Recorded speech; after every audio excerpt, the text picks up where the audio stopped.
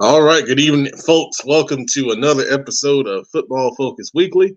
I am the pet man, Matt Morrow. If you're watching, I'm sure you know that. But anyway, we're going to lead off the show. Very excited to talk with Justin Zimmerman. He's the offensive coordinator for Maryville College, and he'll be on here in just a few minutes. Then we'll jump into the CMS Best of Last. Of course, we got some changes on that. Big games last week. We're going to look at those big games in the rapid review. Then we got the Blitz with game previews and players to watch. Every CMS game will have a player to watch.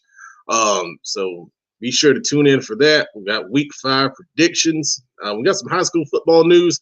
We're going to take a first look at how they're seeding the playoffs this year. A little bit different. So make sure you pay attention on that.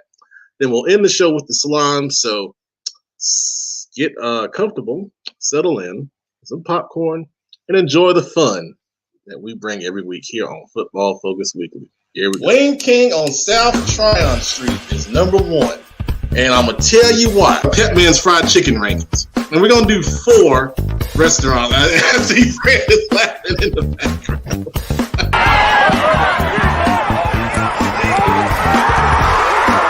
My sound off is actually about, I'm going back to the Panther fans. And you know why? Queen of CFI, sound off.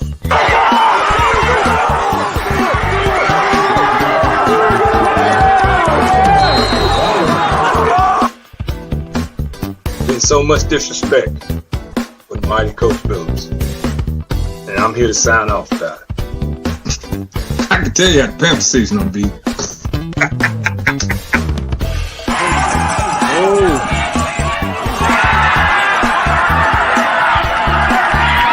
Oh, I've got a rule in life, man. There are a couple rules I live by in life.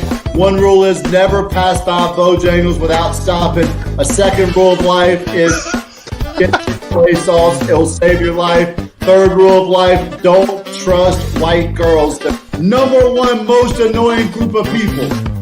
People who don't put their buggies back in their little buggy aisles at the grocery store.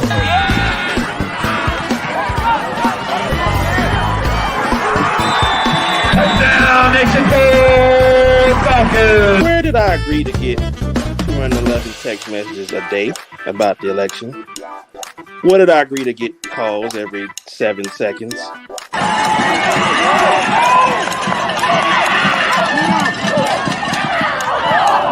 going to sound off on myself. All my teams stink. Oh my God, we have the caption Cowboy Joe on there now. Good grief. But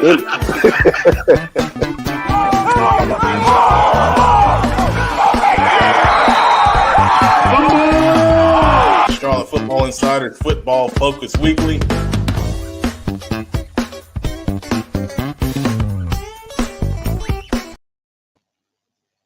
All right. Welcome to the fun. Now, so without any further ado, we're going to bring on our first guest tonight. He is the offensive coordinator at Maryville College. Enjoyed just speaking with him a little bit before the show. They're in season right now, so we really appreciate him coming on. Could have a lot of better things to do, but he chose to sit down and talk with us, which we definitely appreciate. And his name is Justin Zimmerman, and we're going to bring him on right now. Coach, how we doing tonight? Good to see you. You too, man. We appreciate you, taking some time out of your busy schedule. I know you're getting ready for a big game. Who you guys playing this week? Absolutely. Yeah, we're playing Brevard College. We're playing Brevard at home at 2 o'clock. All right. Good deal. So for those that are watching, they may not be familiar with where Maryville College is. Where are you guys located? We are located right outside Knoxville, Tennessee. We're a suburb of Knoxville, just a little bit south of Knoxville.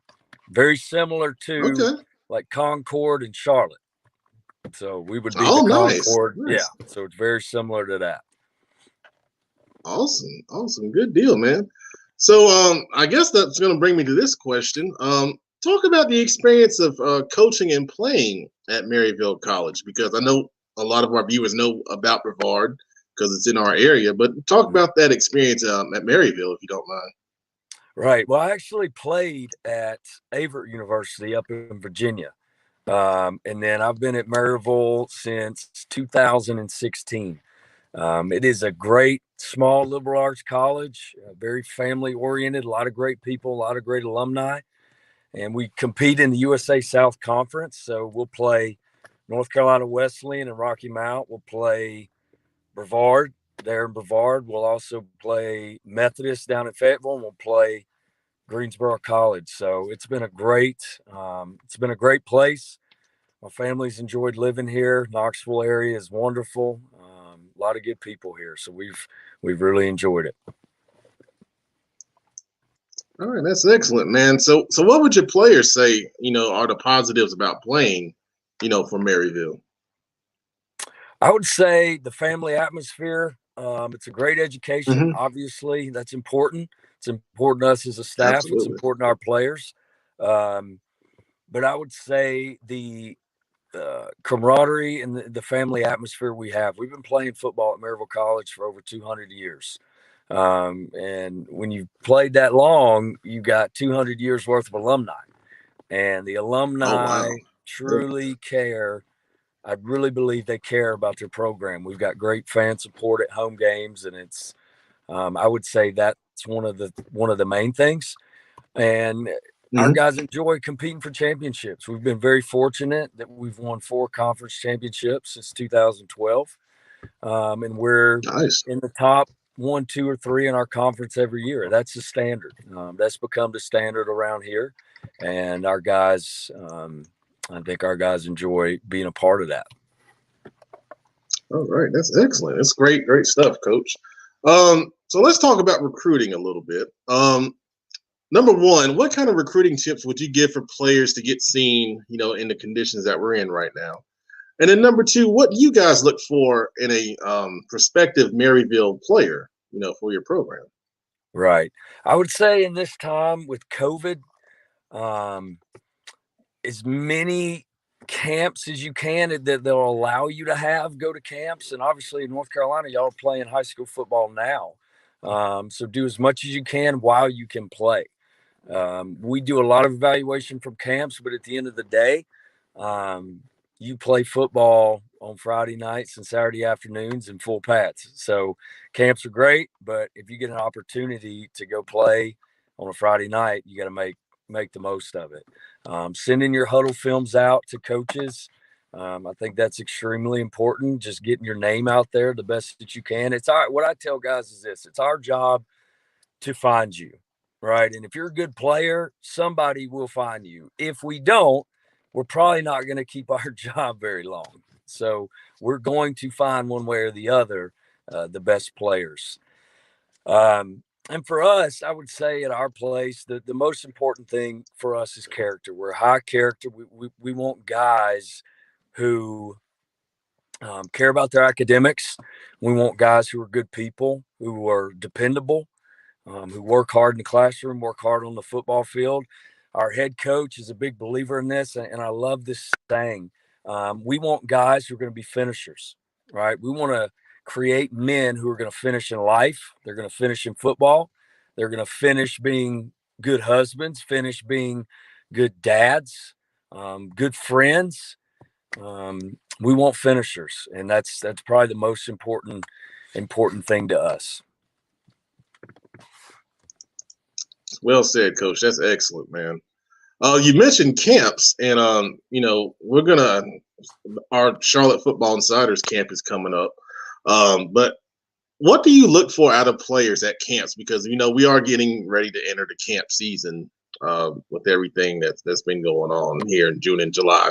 As long as there's no more changes from the NCHSAA.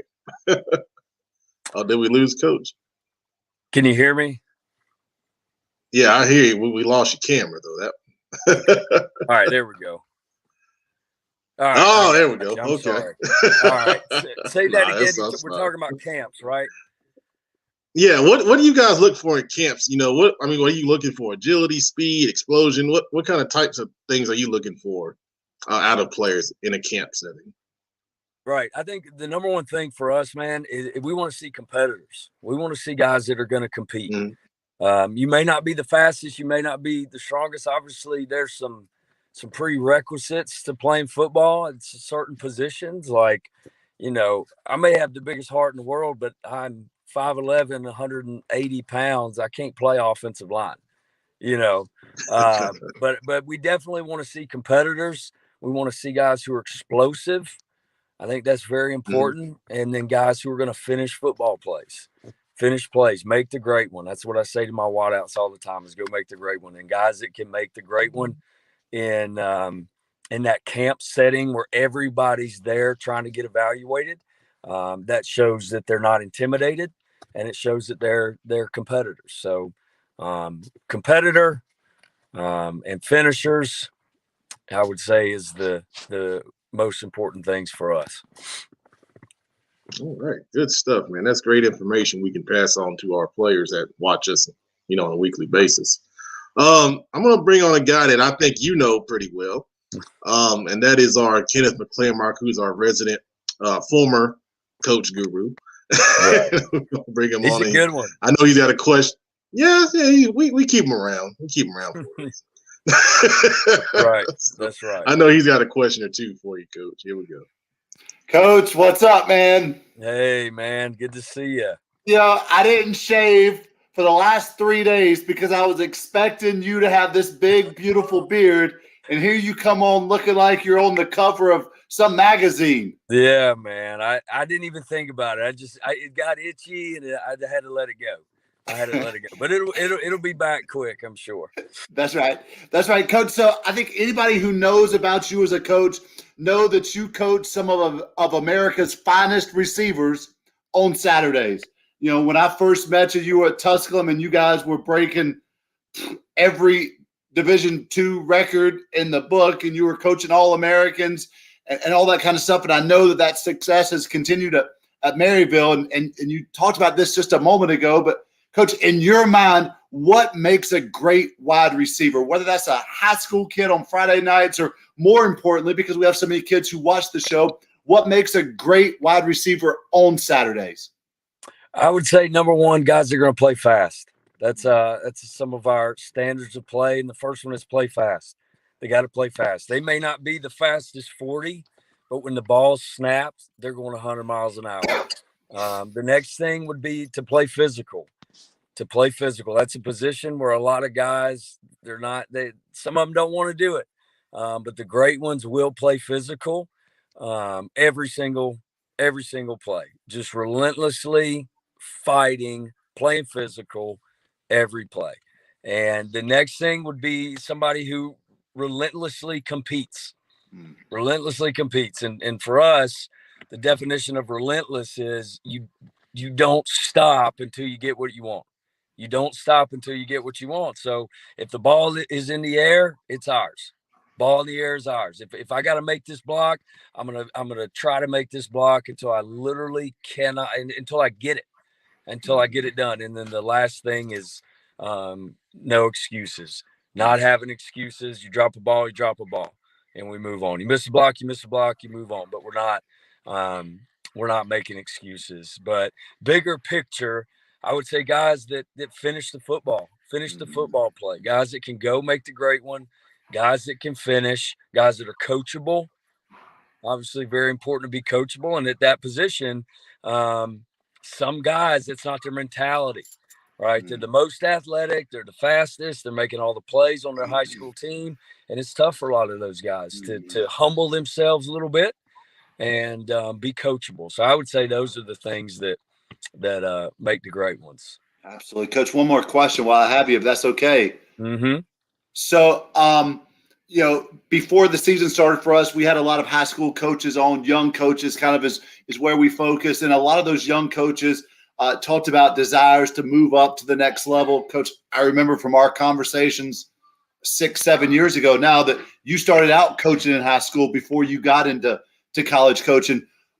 What does that look like? What is a suggestion maybe for a young coach who's 23, 24 years old, like you were? I think it was Cardinal Gibbons, if I'm thinking correctly. That's right. What is your suggestion for that 23, 24-year-old coach straight out of college? Maybe their playing days ended a year or two ago. They're at a high school right now, but they have bigger aspirations to coach on Saturday. What would you tell those guys, especially now in your new Yeah. position, man, offensive coordinator. Heck Right. yeah.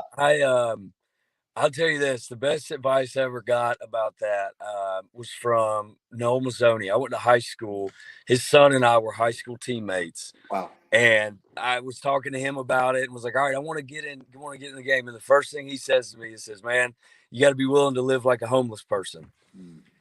You got to be willing to live like a homeless person for the first couple 6, 7 years of your career. I think the average coach that starts as a GA before they get their first full-time job, I want to say the average is 6 or 7 years. That's average, maybe. So there's a lot of years in there where you're not making a lot of money, not making any money at all, doing all the work that nobody else wants to do. That's how you eventually make it, and you make your name by how hard you work. And then somebody eventually who's been in the business longer is going to say, all right, man, that guy's a worker. All right, that guy's a good coach. That guy's always motivating guys, and he's someone that I would want to have on my staff. And then when the job comes open, make yourself marketable. I would say that's the biggest thing: is make yourself marketable. Learn as much as you can learn. Email. That's the one thing I did. I wanted to get into it, and I sent hundreds and hundreds and hundreds of emails and letters. I typed out letters, old school. Send them in the mail to all these people. I sent thousands all across the country, and I got one. I got one back that said, matter of fact, I got two back, interviewed for one, didn't get it, but I had one that came back and said, yeah, we'd love to have you. And then I picked up and moved from Wendell, North Carolina, a small town. That's the only thing I knew. And we moved 10 hours to the East Stroudsburg University in Pennsylvania. All right. So it's a decision. It's a life decision. You got to be willing to do that. And the people around you have to be willing to do that as well and support you in that. But I would say more advice would be for young guys trying to get in, don't get discouraged when it doesn't happen immediately. Right. In real life, college coaching is not what you see on Saturdays on SEC Network. Right. A lot those guys, it takes a while. It takes a while for them to get into it, and they've worked at places. So I would say don't get discouraged. Send as many emails, as many letters as possible, because you never know the one that's gonna respond. Absolutely. Thanks, Coach. Thank you. Yeah, that was awesome stuff, Coach. Thank you, Kenneth. That was some great questions right there, man. All right, Coach, just to finish this up, man, offensive coordinator, I was a former OC in my past life before I started doing this. What is your offensive philosophy, plain and simple? For me and for us, what we're doing at Maryville College right now, the first thing is, man, we want to play physical. We want to play physical, and we want to run the football. I believe in throwing the ball, but at the end of the day, if you can't run the football, you're going to be in trouble. You're going to be in trouble. And we believe in running the football. We believe in matchups, box counts, and doing what the defense tells us to do. We believe in our system, playing physical, playing fast, relentlessly going after the defense every single play. We want to always try to have answers for our guys from a scheme perspective. So when they get out there, they can just execute. We believe in executing and doing what we do, not trying to compare ourselves to anybody else, not trying to be someone that we're not. We are bought into our system, and we're going to go out there and execute it the best we can. So I would say fast, physical, and doing what the defense tells us to do, starting with running the football and building and going from there. But bigger picture, looking at our personnel, it's all about personnel. You win with the players on the field. I can draw up the greatest stuff. Our head coach, who's an offensive guy, can draw up the greatest stuff. But if we don't have the guys to execute it, it ain't going to matter. So looking at our personnel, figuring out what best fits them and what they can do. And we had a conversation today about something that we were like, well, you know what, we're asking a kid to do something that he can't do. Right. And that's bad coaching. Right. We need to make sure we're putting our kids in the best position for them to succeed as people and succeed in the offense. So I know it's a little bit of everything, but I would say that would be it. No, man, that's awesome. I'm getting excited over here, man. I want to build a pipeline and send some Charlotte kids to Maryville College. Man, send them on. Yeah, well, I'll be in touch with you. Yeah, I've had some good ones from Charlotte. Awesome. So I'll be in touch with you about our camp coming up. But good luck on Saturday against Brevard, man. And once again, we appreciate you coming on during the game week. To be honest with you, we don't even ask our high school coaches to come on during game weeks. So we appreciate you taking some time out, man. That's awesome. Absolutely. I was happy to do it, and it was good talking with you. Absolutely. We'll talk soon, Coach. Thanks a lot. All right. Thank you. All right. Thanks, man. All right, guys. So that was Justin Zimmerman. He was the offensive coordinator at Maryville College. A really good interview with a lot of great information. So we'll cut that up if you're just now joining us and, share, a lot of the things that, Coach Zimmerman had to say. I was very impressed with that. All right. So now we're going to jump to our next thing, which is, of course, something that's become very popular, and that's the CMS Best of Last. So I've got Kenneth with us, and I got producer Brandon somewhere. Oh, there he is. So we're going to bring them on, and we're going to get going on this and see what these guys think about this week's rankings, which I'm sure some people will be upset about, but that's okay. That's how you know they're good. Well, we'll see. All right, here we go. So number 19. Well, I won't go through all of them, but so the left side of the screen, 19 through 10. We did move West Charlotte up a slot, not because of what they did against Vance, more so what happened with other teams that were around them. I think that's one of the bigger changes. Independence sliding down a little bit. South Met getting their first win over Harding, moved them up a little bit. Not too much changed on that side, but on the right side of the screen, the Olympic RGKL game, my goodness, we're going to get to that in a rapid review, but Olympic holds strong at number 5 because of that win. Providence moves up a spot because they're still undefeated. And then we've got RGKL, Mallard Creek, and Berry behind them. So definitely right now, 1 through 6, obviously, I would say that's the strength of CMS right now. What are you guys' thoughts on this? Well, Vance, you know where they belong. There's really no discussion there. By virtue of who they beat, I think Myers Park belongs there. Butler, right where they should be, having only lost to Myers Park. Huff, Olympic, unbeaten. Providence, unbeaten. RGKL, one loss to Olympic. So the teams that are right there in that, that 7 slot, RGKL only lost to a higher ranked team. So most of those teams in 1 through 7 are either undefeated or only have one loss to someone who's also in the top 7. So not a lot of discussion to me that can really be had with 1 through 7, just because those teams have either no losses or just only lost to a team that's ranked higher than them. So I don't see where there's a whole lot of wiggle or discussion for that top 7. Kenneth, what you got, man? Yeah, I agree. I think that Mallard Creek is starting to find themselves, so they could potentially start to creep their way into that. Providence is 4-0 and playing lights out right now. Obviously, Huff is undefeated. Butler, their only losses to Myers Park in a close game. Myers Park, Vance. I think that the right side of the list is dead on. The left side of the list, I think, is where you're going to see the most movement each week, just because of teams and who they're playing and what happens in those games. But Pep, I think that you're nailing it from what I've seen and from what I've read and from what I've seen on film. This is probably the most accurate ranking to date.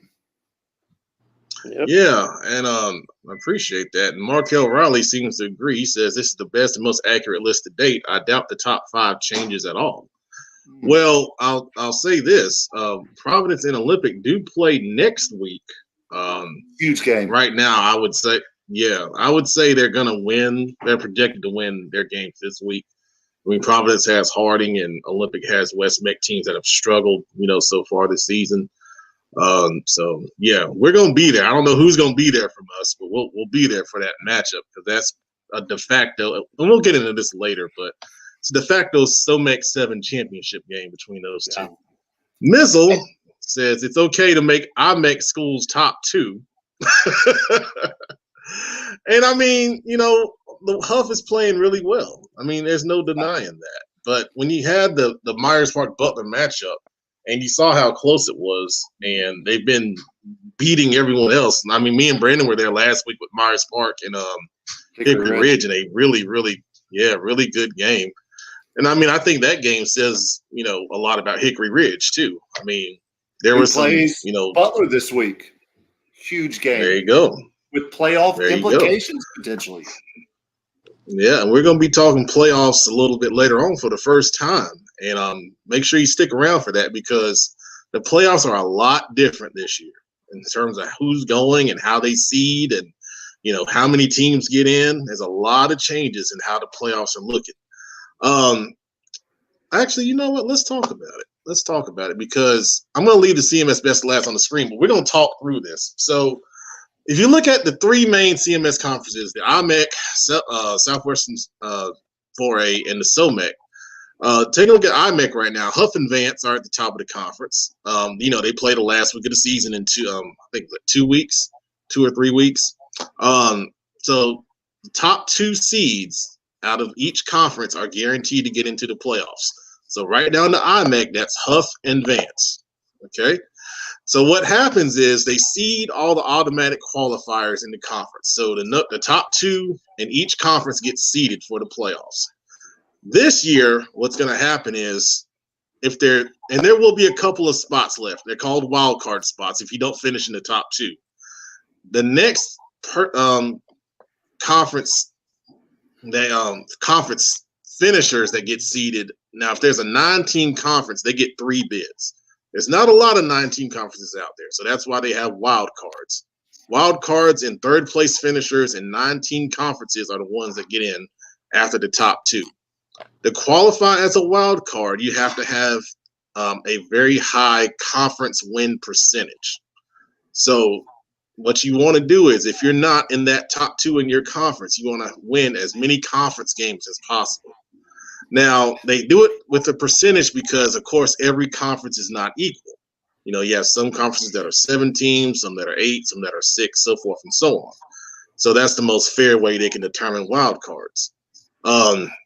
Right now, I mean, if you really think about it, you look into SOMEC 7, you have an interesting scenario shaping up there. Because right now we have Olympic and Providence at the top, and RGK has 1 conference loss. But as we said, Olympic plays Providence next week. Hypothetically, Providence could beat Olympic, and then the next week Providence plays RGK. If RGK beats Providence, you have all 3 teams with 1 conference loss. Then it goes to a draw situation when it's a 3-way tie. But that would work out, I think, for all 3 of those teams because one of those teams will only have 1 conference loss and they'd be seeded, as a wild card with a very high conference win percentage. So if you have a 3-way tie in the SOMEC with Olympic, Providence, and RGK, in theory, all 3 teams could still make the playoffs, even if one of them loses the draw. So that's one scenario that is very possible right now in the SOMEC 7.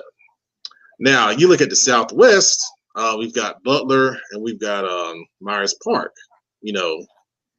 at the top, but Hickory Ridge is also there too. Butler and Hickory Ridge are playing for the number 2 seed this week, basically, okay, barring any upsets. The team that loses that game will have 2 conference losses.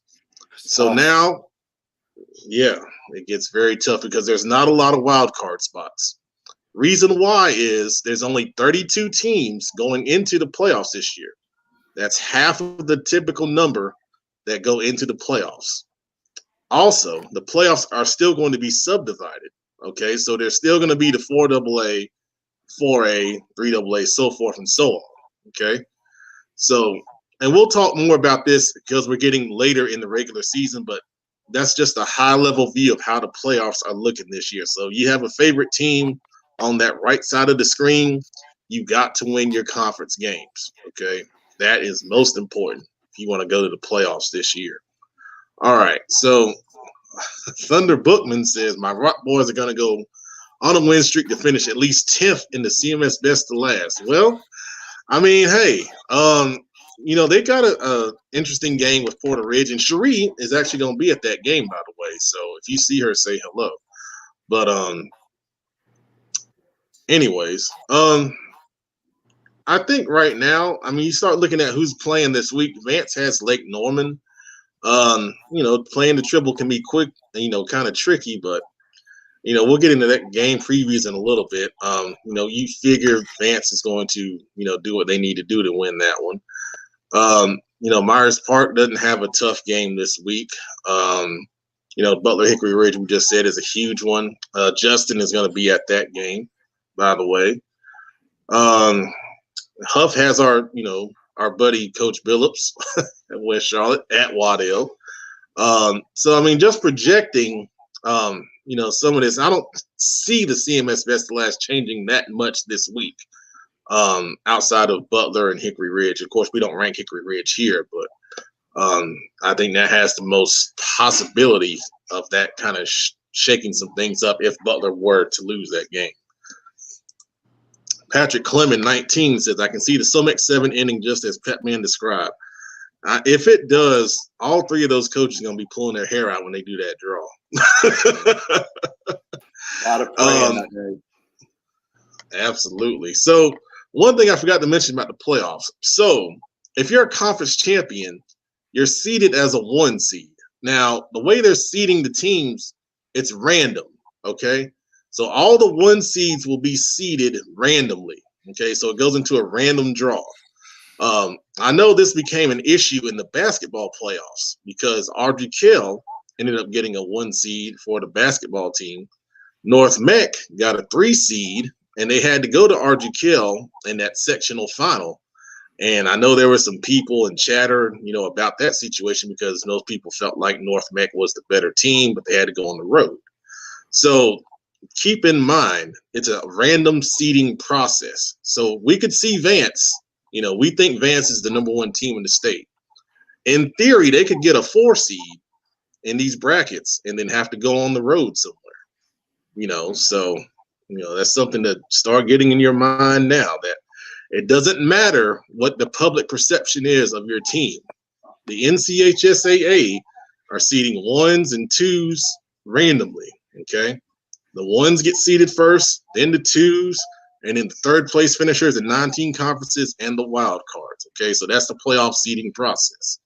We're going to keep talking about that now because it is a big change. There's no more adjusted max prep rankings, which I hated because it screwed Harding over last year. Well, yeah, I say last season, 2019, when they were 6-5, and they should have got in, but a 3-8 other team somewhere else in the state got in. But I digress. Anyway, yes, it was. Yes, it was. I was not happy about that.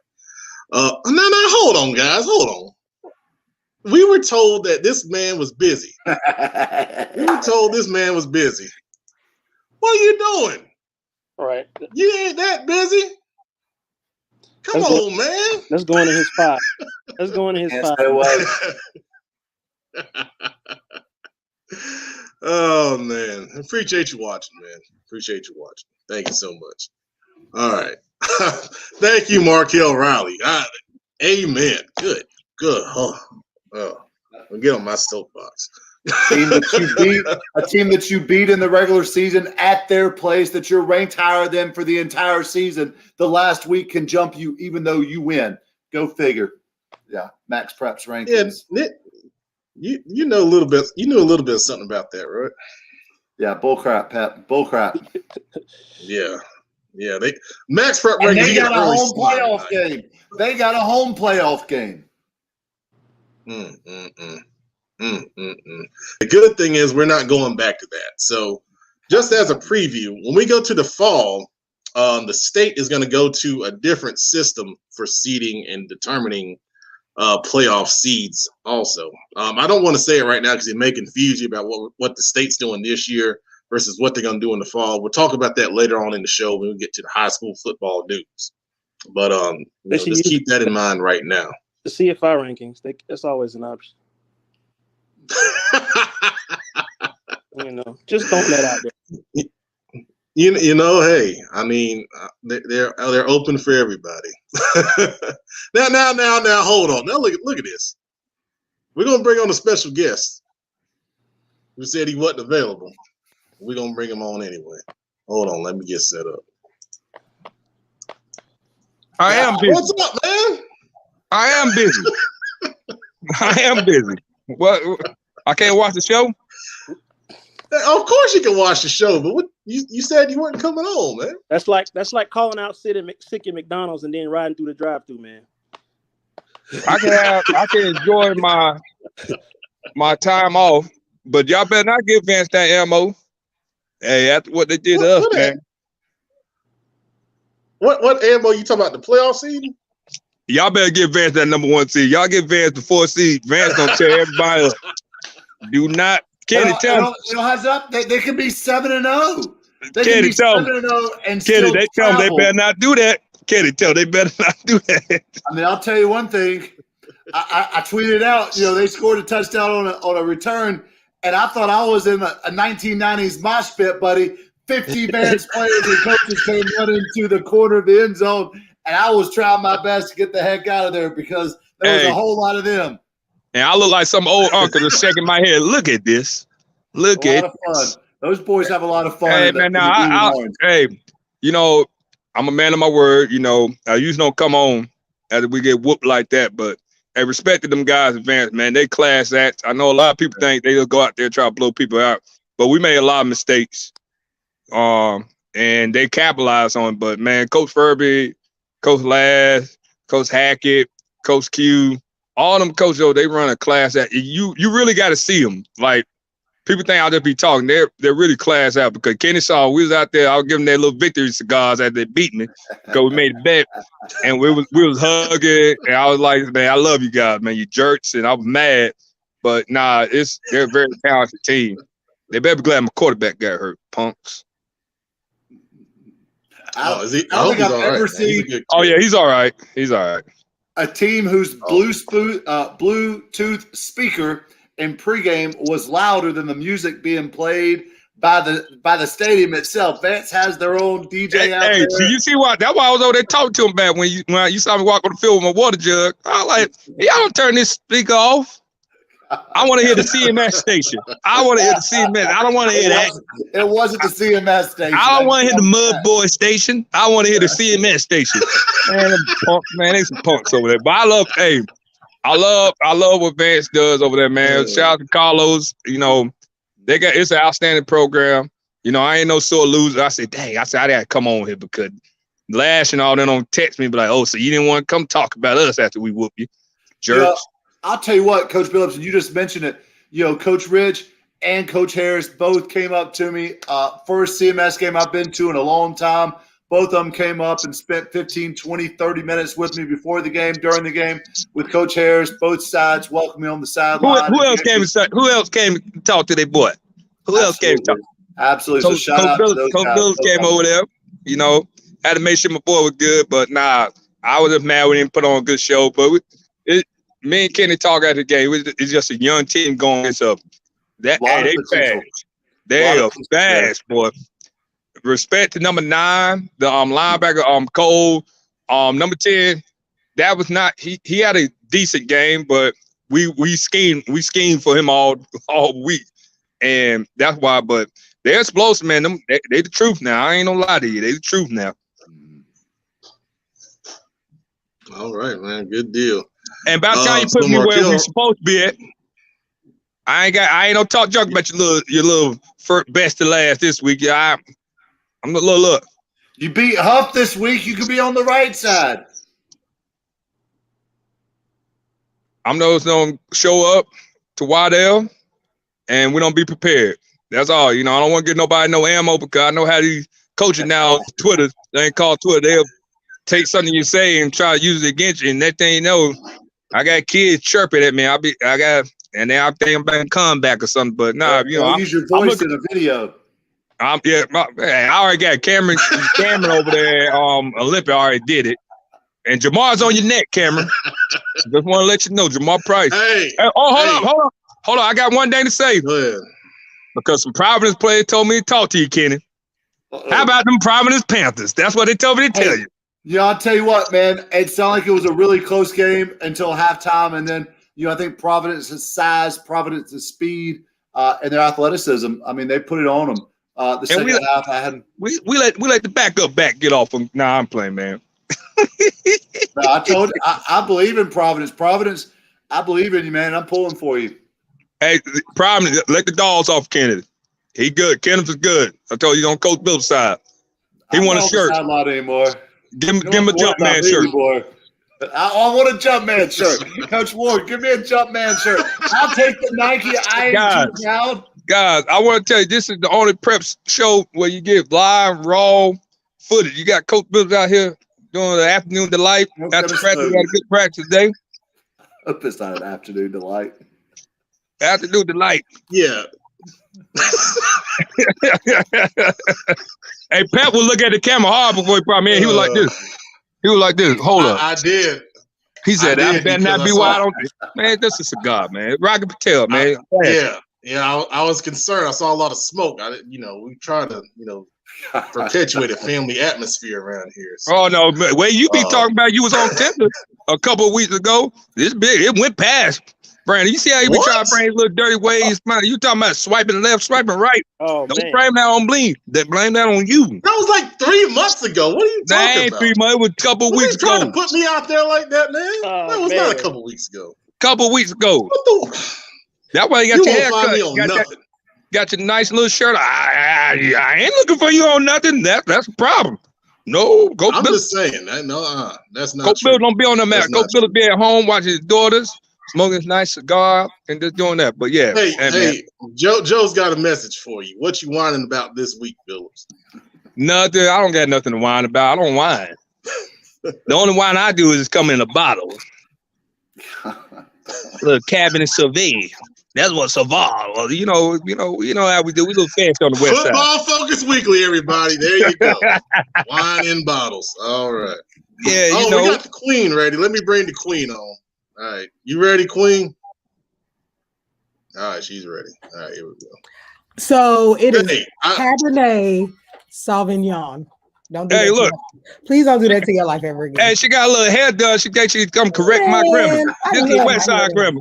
You tell you went to Independence. That's how we say on the Cabernet Sauvignon. That's how we say on the West Side. Cabernet Sauvignon. It's in a bun. Ain't nothing done. Got your little hair done. I'm not even going. I'm not even going. Do you? Hello, everyone. How's everyone doing? Except for Brandon. Coach Bill, I'm sorry. All right. So, Cherie, we got to address something. So, last week, we had a few people call you out on your Butler better than Vance proclamation from a couple weeks ago. Right. You had heat. So I'm going to give you, I'm going to put you on solo, and you got a chance to explain yourself right here. I'll say this for probably the 25th time.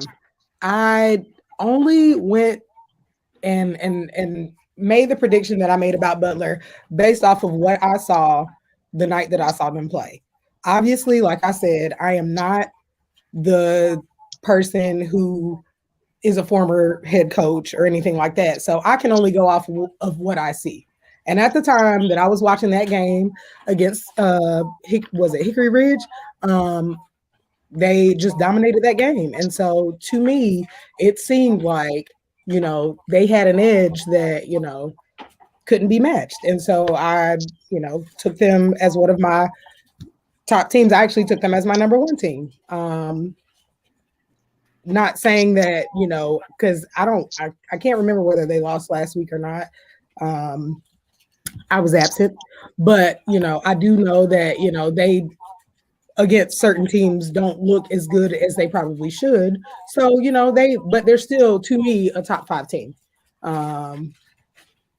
Vance clearly has the edge over this, and I give them all the props. I watched y'all play too, so I understand that you guys have a lot to offer, and you guys have brought a lot to the table, and you guys have done it for multiple years, so I get it. You guys had a chip on your shoulder. It's okay. I'm allowed to make mistakes. I will own up to that. I was wrong, and now we just got to move forward with the rest of the season. And ultimately, to me, it still comes down to who wins the championship. I don't care how many games you actually win. It comes down to who wins the championship. So we will let the rest of the season and, possible championship games speak for themselves. Don't do that. Don't do that. That's the queen of CFI right there. Hey, so, don't do that. Just say, hey, I made a mistake. I made a mistake. No, don't do that. I'm telling you, do not put no more ammo in that clip. It's not about ammo. So let me tell you what. You know how some people got a little 15 clip magazine. They got a drum. Oh. They got a drum. And you just said, don't make that advanced version. Nope, it's already us versus us. Don't do that. If that's the case, then they will show. I'm calling Coach Hackett. Coach Hackett, she don't mean Coach Hackett, Vance, she don't mean no, she just trying to protect herself because you gotta protect your neck, like Wu-Tang said. You gotta protect your neck. You gotta protect your neck. And that's what she's doing. She got her ball and she's defending herself. She's defending herself. She made a mistake. I watch every week, and at that point, go ahead, Cherie. I'm sorry. Well, no, you're fine. I was just saying, like, I'm not trying to defend anything. Like, at the point that I made that statement, I had only watched Vance play that one game, and then I watched Butler play one game, and at that point, both teams were really high on that list, and I made the decision that I made. And like I said, the rest of the season will speak for itself, and I will let it play out the way it plays out. And, I don't take back anything I said. I still feel like Butler's is a pretty good team. And they are a pretty good team. Yeah. And then Patrick, he's with you. He says, I want to see how some of these teams match up in the playoffs. Exactly. So, to your point, games you're gonna lose. Playoffs get here. Who's going to win the ultimate games? So, There you go. And then Markel Rowley, to finish out the best of last segment, Hackett about to open a donut shop every Friday from 7 to 10:30. So. He needs to bring all his vaccination cards so he can pay for all these donuts. I already know. I already know. I saw that. If you guys don't know, you can go to Krispy Kreme, show your vaccination card, to get a donut. So, hey, good job, Krispy Kreme. I got a vaccination card. Yeah. Thanks for that reminder, Ken. I want to see somebody get in the car and drive up there for one donut. I really want to see that. Someone videotape that. You're gonna see this guy right here do it. Darn right. Hey, can you please post what Joe just said? Because that's classic. Oh, that's probably one of the best comments he ever made. Should we go cash money? That's Joe. Oh God! That's probably one of your best statements you ever made on this show. That is hilarious. That is hilarious. Oh, cash money for the 990. Anyway, okay. And the 2000. All right, moving on. He ain't know. He cleaned it up. He stopped. He paused. I knew what it was because when I did that darn bass drop. Coach Bill take across the can for. All right, this is Kenneth's time, so I'm going to put you all in the background. All right, here we go. Yeah, I mean, I think almost exactly what I expected to happen. I counted up. I've now missed 3 games on the season, but I'm still batting pretty stinking good. J.M. Robinson over Cox Mill. It was a little bit closer for 3 quarters. I think Cox Mill was up in the 3rd quarter. J.M. Robinson showed a lot of poise, a lot of heart to come back and to get that victory over a much improving Cox Mill team. Expect those guys to make some noise here in the last couple of weeks of the season. Northwest Cabarrus over Concord was a surprise to me. Concord was up at halftime. Northwest just laid it on them in the second half. I don't think that Northwest had scored that many points in all their other games combined. So it sounds like that Northwest is starting to buy into what Coach Mormon is doing over there and his staff. The Concord West Cabarrus game is so weird. Where does that game go? Does it go in this week or last week or the previous week? But I was super surprised by this game. This is one of the games that I missed. In fact, I had a buddy call me up. I won't say who it was. And he got there at halftime. He says, Coach, it's 27-0. And I said, wow, I expected it to be a 20-0 game. West Cabarrus favor. And then he goes, oh, Concord just scored. So, all right, well, let me get off the phone with you. And then he texted me back. He said, never mind. Concord's up 34-0 on West Cabarrus. Really surprised, mostly because West Cabarrus's defense I thought was pretty stinking athletic. And I did not think the Concord would be able to score that many points on them, to be honest with you. A.L. Brown over West Cabarrus. Once again, these crazy games that we're having in Cabarrus County right now. A little bit surprised at how many points that A.L. Brown put up, but I was not surprised that they shut West Cabarrus out. I expected that. We just talked about it, Providence, man. I told you guys last week that, man, I'm pulling for my guys at Central Cabarrus, but I thought that was a tall task for them. Providence is just so big and so athletic and so much speed. I was curious how Central would match up in the second half, especially, and it sounds like they just ran out of juice the second half, and Providence had a lot of things go their way. And then Mount Pleasant over Anson County. I had multiple text messages from coaches and from officials who told me that was just an incredible game. I think Mount Pleasant got a 4th down conversion down around their own goal line to stop Anson County from going in for the win. So just a super fun game. A great week for Cabarrus County football last week. Man, that's an awesome review right there, man. And when we get to the previews, we got some Saturday games going on in Cabarrus County this week, which just adds another day to the fun. Yeah, COVID has made a really fluid scheduling, and Cabarrus County got hit hard by not kids, whatever. I guess I shouldn't say that out loud, but some games had to be moved and some games had to be bumped, and that's why you see multiple teams' names here playing. I think West Cabarrus plays 4 games in like 17 days. So they've got a tough schedule coming up. Absolutely, man. Thank you, Kenneth. Appreciate that, man. Good stuff.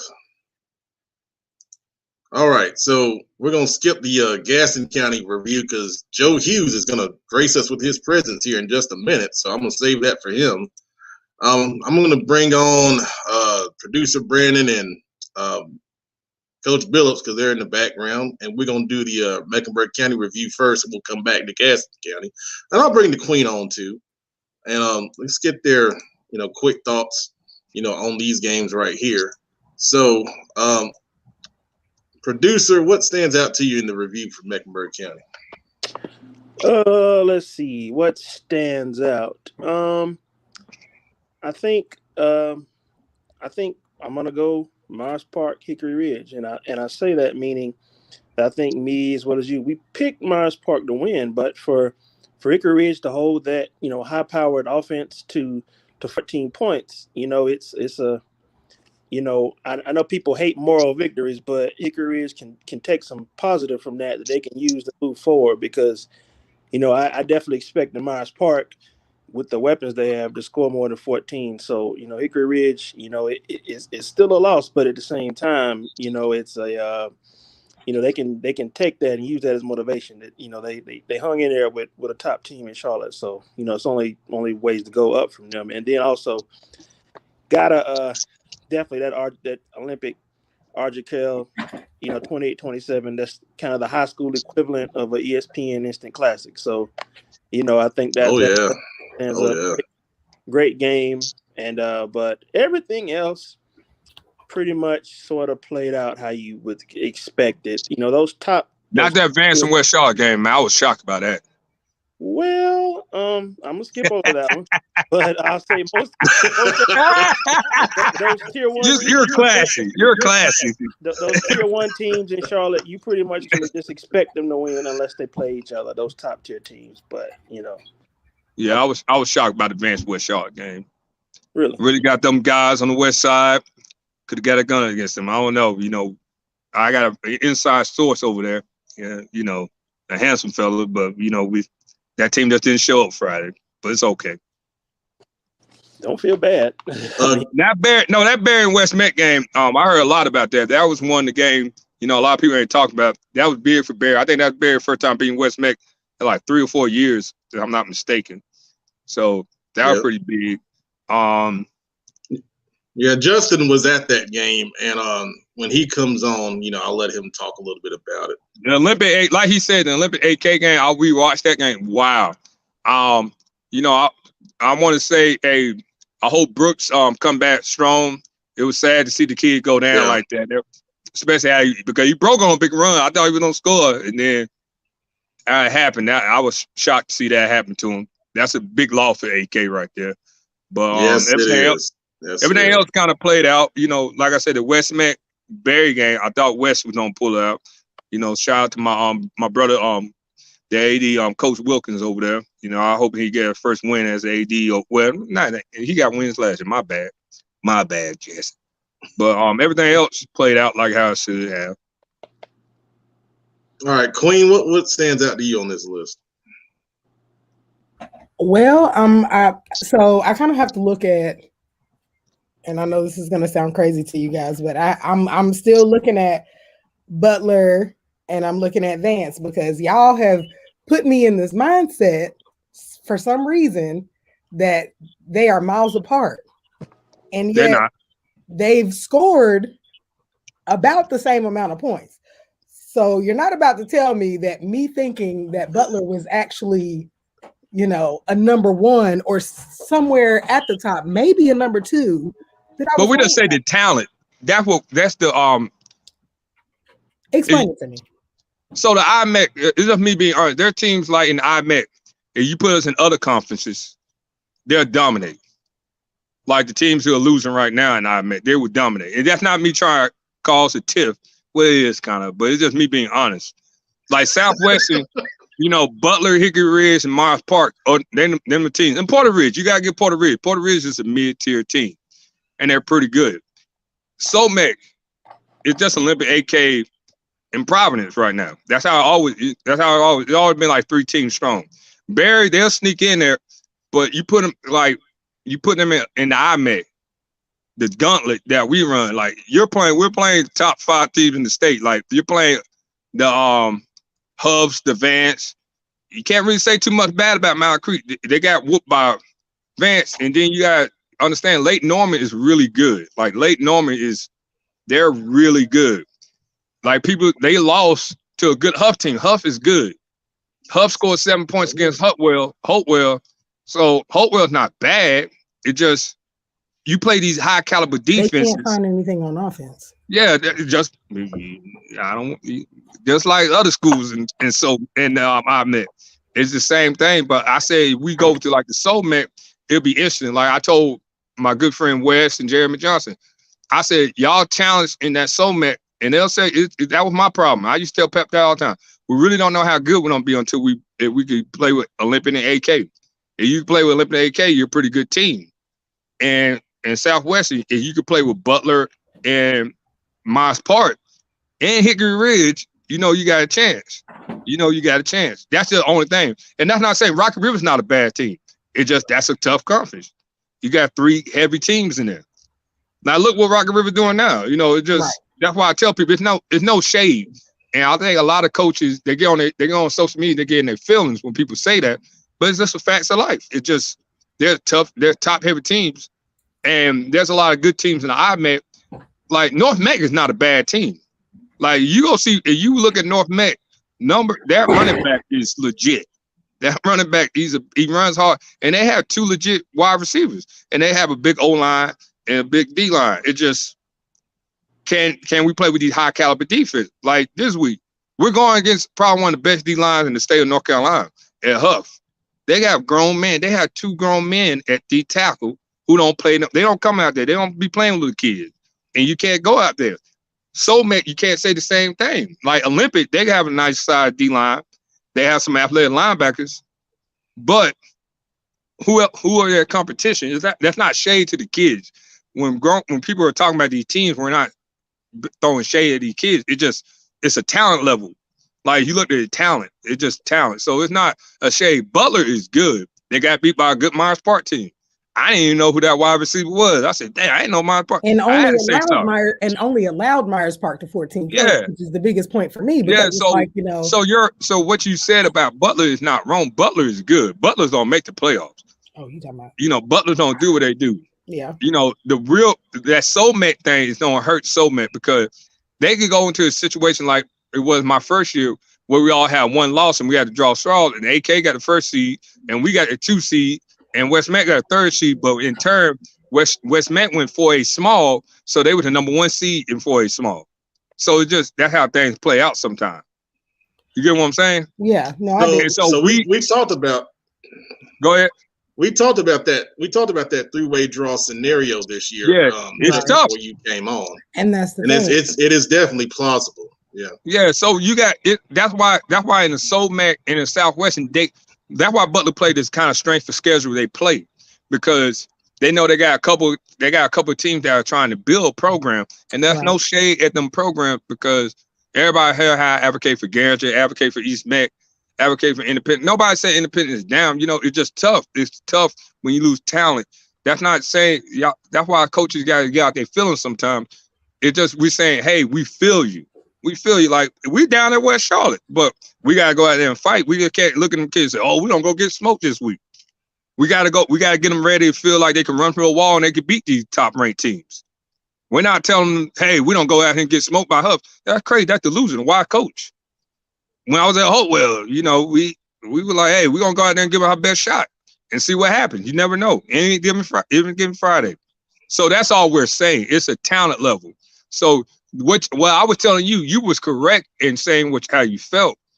But Vance is that top team. Like it's across the board. They got a second team that are coming in and run with your first team. Well, I know that too. And the thing about Vance is they've been a champion, you know, before. So like I know that's in their DNA as a team, not just as the players that were on a team at But you can't count Butler out. I agree with you. And so that's all I was saying about but that. You don't got it's not even so much that I'm not saying that Butler is going to go in there and beat Vance, but I'm saying that if Vance is going to go in there and play Butler, they better come with some sort of game. But you got to look at Hickory. They might win 4A small. Hickory can win 4A small. An Independence graduate saying this about Butler. So you know if I'm saying that, it's got to be some. I'm a West Shark. I'm a West Shark right saying Vance is the best team. How you think I feel? Yeah. All right, so that's some good talk right there. Couple comments I want to hit before we move on. So Michael McCarver, a good friend of ours, has worked with us in the past and will work with us in the future once again. What did you think of AK going for 2 last week? So in overtime, when Archie Kill scored, they decided to go for 2 in overtime to win the game. And the thing about it was, Coach Jocham was saying that they had played 3 games in 8 days. They were down, Brooks, of course, at the time. And they wanted to try to, end it right there and get out of there. Now, when they completed the Hail Mary pass, Coach Jocham said they wanted to go for 2 right there, but they got a celebration penalty after they got the Hail Mary. So they had to kick the extra point, to put it into overtime. So I love it. You always go for the win. You gotta take it out of the ref's hand. And that was a ref, let's do better. That you can't get somebody pointing at the sky. That we could do it. We see it all the time. That's not taunting.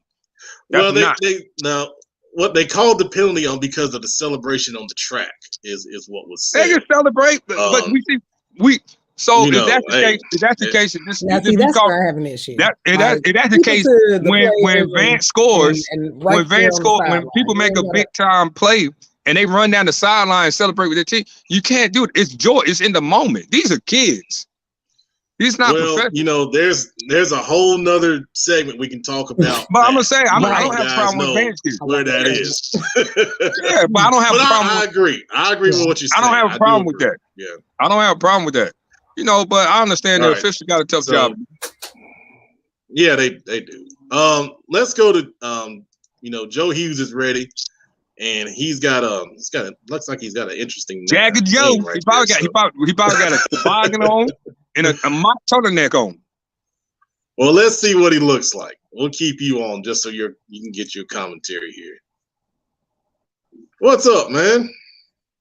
Oh, the professional, the classy. Okay, you're a professional today. My bad. Hey, you take me in the back. He on his job today. My bad. He's all about business today. I saw the Nike schools. Woo! I'm a classic man. I won't put I'm a you. classic man. Oh, all right, Joe. So take us through Gaston County, man. What's your thoughts? Oh, a little depressing, honestly, but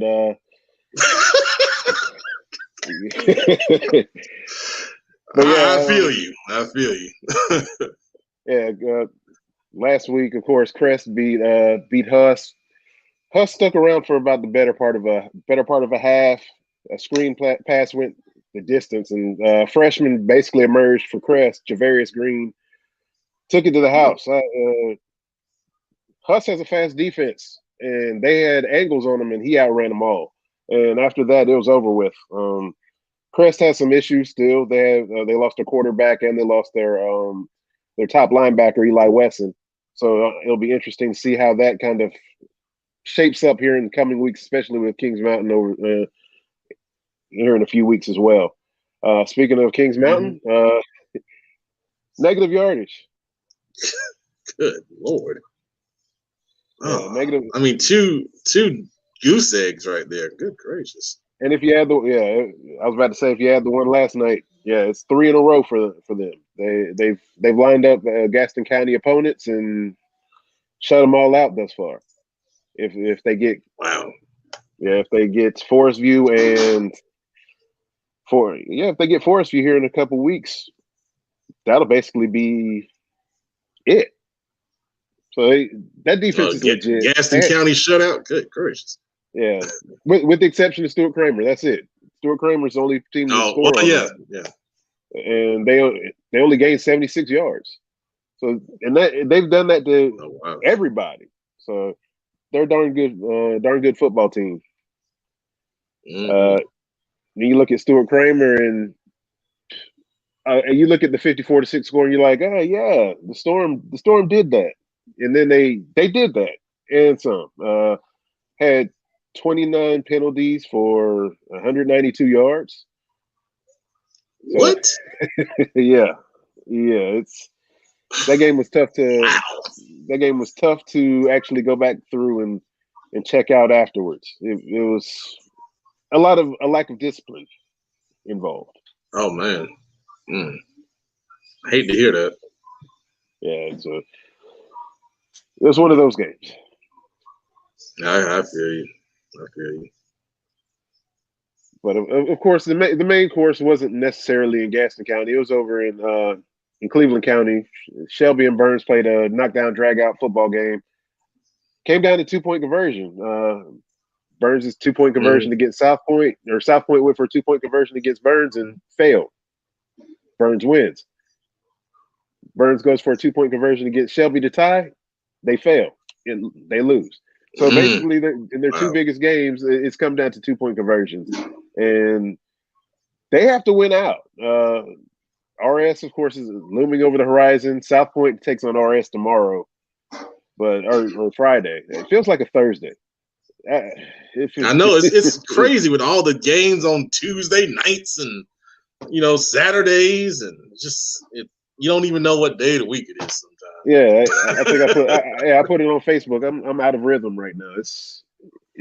I'm trying to figure everything out. Trying to get my life right.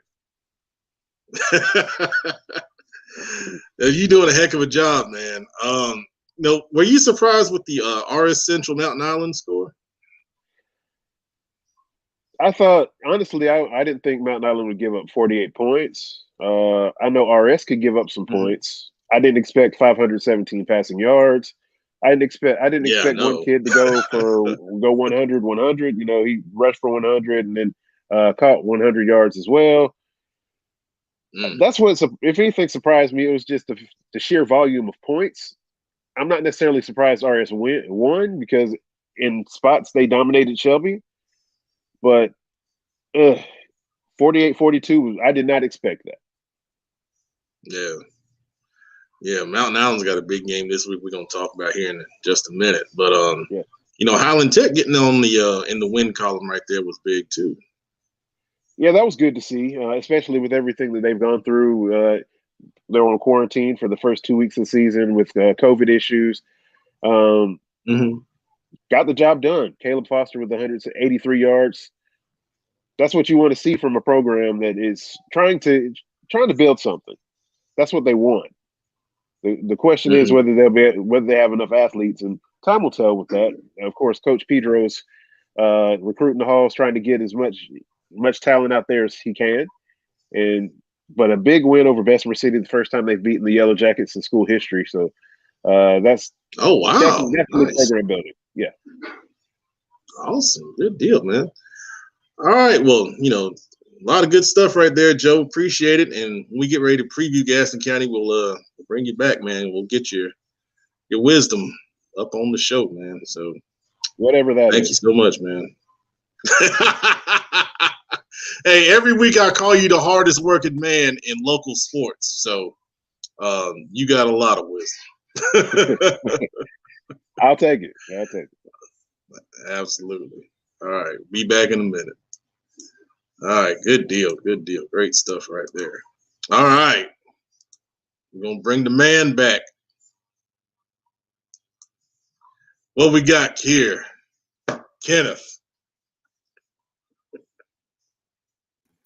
I'll mute my microphone.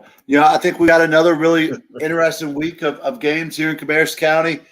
Forest Hills, they're 2-2 going against undefeated Mount Pleasant. Once again, I think the Mount Pleasant is the favorite to win this conference until they get beat. I don't think it happens this week. Forest Hills, they're 2-2. They lost to a really good Central Davidson team who was 3-1. They lost to West Stanley, who I think is going to be who Mount Pleasant plays for the conference championship the last week, who was 2-0. They've beaten some okay teams. Mount Pleasant's 4-0. They're averaging 27 points a game. I think they're giving up about 11 points a game. Mount Pleasant's opponents have a losing record by a lot so far, but I think the Mount Pleasant rolls in this one. South Meck versus A.L. Brown is an interesting one. I don't think that South Meck and A.L. Brown have played for nearly 40 years. South Meck is coming to Memorial Stadium there in Kannapolis, which is just always a neat place to play, man. If you can play a game in a packed Memorial Stadium, it's just a fun place. You got the crazies on the perch with the neon K and the cannon and all that kind of stuff. South Meck 1-3, but they've played some really, really good football teams. They lost to Adjukel, they've lost to Olympic, they've lost to Providence. Those four teams are 11-1 combined. So I'm not really sure that we have a true idea of just how good or not good South Meck is. Of course, A.L. Brown is 4-0. They've won close games versus Central Cabarrus, obviously in overtime. They nearly, barely beat Cox Mill, and they blew out West Cabarrus. But I'm going to go with A.L. Brown in this one. I think that South Meck coming to Kannapolis is going to be a tough trip, especially with the way that schools are today, and CMS is in school on Fridays now. Whatever. Central Cabarrus at Cox Mill on Saturday. Obviously, Central Cabarrus has beaten Concord in overtime. They beat Northwest Cabarrus close. They lost to KP in 2 overtimes. I think Cox Mill, I said it earlier, they're starting to figure out who they are offensively. They're starting to find their pattern, and every coach in Cabarrus County that I've talked to praises Cox Mill's defensive line. The defensive ends are just through the roof, and playing against them for a long time, for the last 12 years or however long that school's been open. Cox Mill always has defensive linemen and defensive ends. But I'm going to go with my guys, man. I believe in Central Cabarrus. I believe in my guys. They play hard. I know how much they care about each other. Concord at J.M. Robinson. Concord with the surprise win last night in my head. The surprise huge win, blowout win to West Cabarrus. J.M. Robinson 3-0. J.M. Robinson, they're averaging 29 points a game and giving up 9 points a game. They're the best offense, not named Hickory Ridge, and the best defense in Cabarrus County right now. So I'm going to go with my man D-Rob. He's going to bring those dudes to 1, 2, 3, 4, 5. 4-0. J.M. Robinson over Concord. I'm getting ahead of myself. Kannapolis, I know you're thinking about that one. I'll let you stew on that for a little while. And then Northwest Cabarrus at West Cabarrus. I think Northwest Cabarrus has played good football the last 2 weeks. They're 1-3. They beat Concord last week convincingly in the second half. West Cabarrus is struggling right now. They have several injuries. I've got Northwest Cabarrus over West Cabarrus in that one. All right, so I might go to that Central at Cox Mill game. We got 2 Queen City Senior Bowl coaches in that game with Coach Bev and Coach Baker. So really enjoy working with those guys. And all the good stuff starts happening, Pat. Because we would have had you on there if you were still there. But maybe I could coach like the snappers or the holders on extra point, something. I got you, man. We'll get you out there. All right. Oh, we got a comment about that's right, Kenneth J. Rob. So that's Phil Johnson. His son plays for J.M. Robinson. So he's Pep, I left Waddell or Olympic. I'm sorry to go home, and of course, Olympic is a long ways away from downtown Concord where I live. But I couldn't find a freaking J.M. Robinson score anywhere, so I'm searching Twitter. I don't see anything. So by golly, I pulled into J.M. Robinson's parking lot. I saw their buses that just got there, and I came in all easy, like, uh-oh, is this a win? Is it not a win? And then, J. Rob's man, Coach Holt, and I've told you about Coach Fall last week, and Coach Barnes, who played for me and coached with me as well. I just love their staff, man. D-Rob is doing a great job. He's got those kids believing, and there was such a difference watching those kids lead the field house Friday night and the confidence that they're exuding right now versus the kids that I saw week 1 versus West Cabarrus, and that's a testament to those coaches out there. Awesome stuff, man. I'm glad to see they're having that success, so early on in, his coaching tenure. And they won one game last year. Look like. Oh, yeah. Yeah. He's going to have to wear shades. That's how bright it is over there. For you guys watching, the kids watching, that's a 1980s reference that you may not understand. It's an old. Anyway, thank you, Kenny. Kenneth. I didn't say Kenny. I did not say Kenny. All right.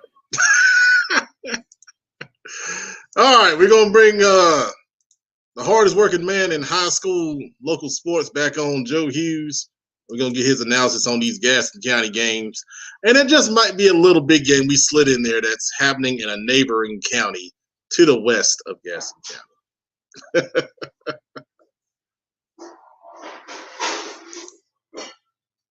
We gotta get your microphone there. There we go. All right. Hey, one more thing.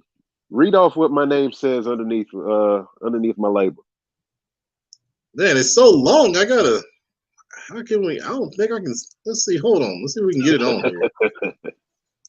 I can't read it. It's too long. What is it? What does it say? All I see it says Joe according to Bill, and then it gets cut off. Number 1 hater. According to Billups, I'm his number 1 hater. Number 1 hater. What? Number 1. All right, so all right. I'm gonna let you two work this out. So we're gonna take a brief respite and y'all work this out, man, because y'all got to stop, going on with all this back and forth. I'm gonna step back. Y'all got 1 minute to work. Hey, Joe, know I love him. Joe, my guy. That's the point. It's all love. It's all love. Hey, I ain't talking junk about you there. I don't like him. That's the thing about it. That's the thing about it. Me and Joe know 2 men the same people, and we be laughing about it all the time. Like every time we'll be talking junk on Twitter, somebody be like, "You know him?" Like, Exactly. Joe built it. We good. Ain't nothing to work out. Nah, I'm on Woo side. Just as long as he doesn't come with cheap cigars whenever we meet up, I'm good.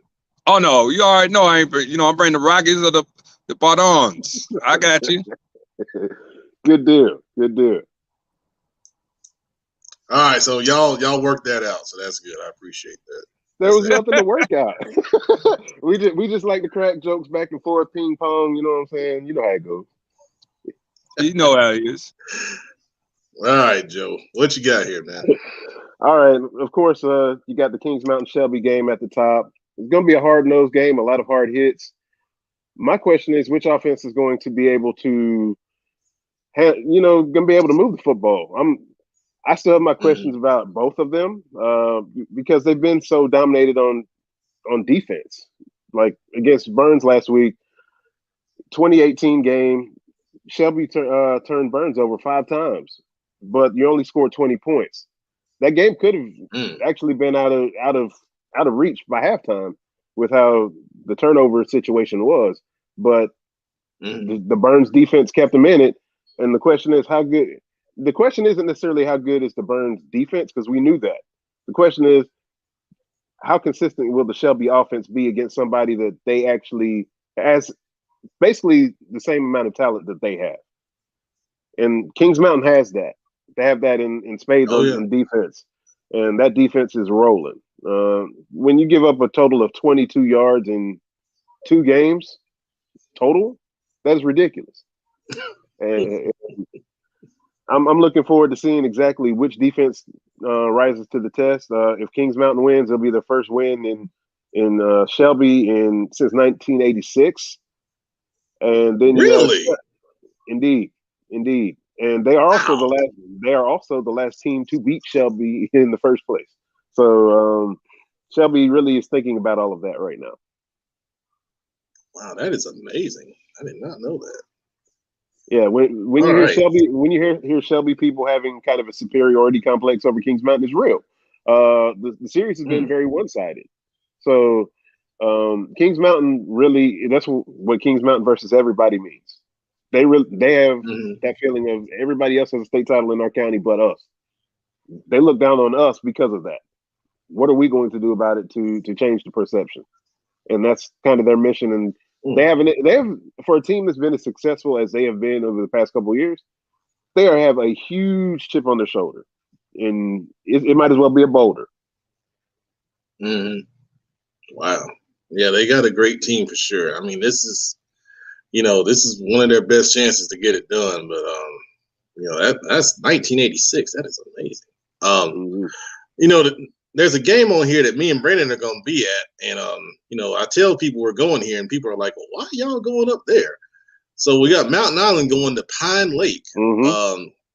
Guys that don't know, Pine Lake is really good this year. They're undefeated, and, Mountain Island's got a lot of talent. What's your thoughts on that one?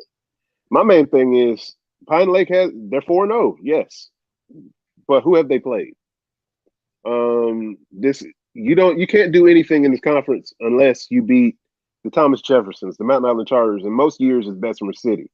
Of course, Bessemer City is quite down. Their numbers are terribly down. They only put 15 players on the field last week. So, oh wow, yeah. So that situation's a little in flux, but this game is huge in the situation, especially with Mountain Island Charter being 1-3.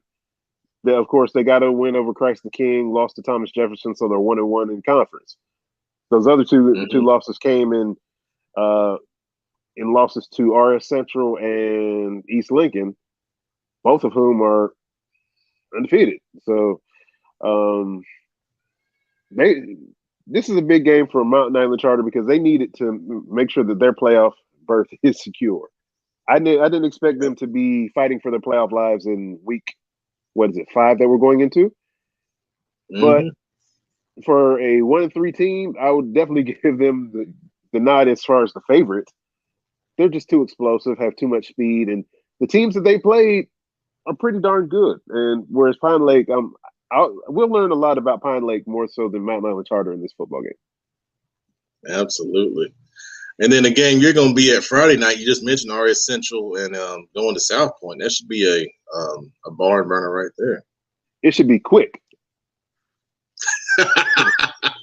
Yeah, both those teams love to run the football, and man, I like watching South Point warm up because most teams are just trying to just get through their stretches and let's stay loose and let's just try to get through this before the game. Just try to stay ready.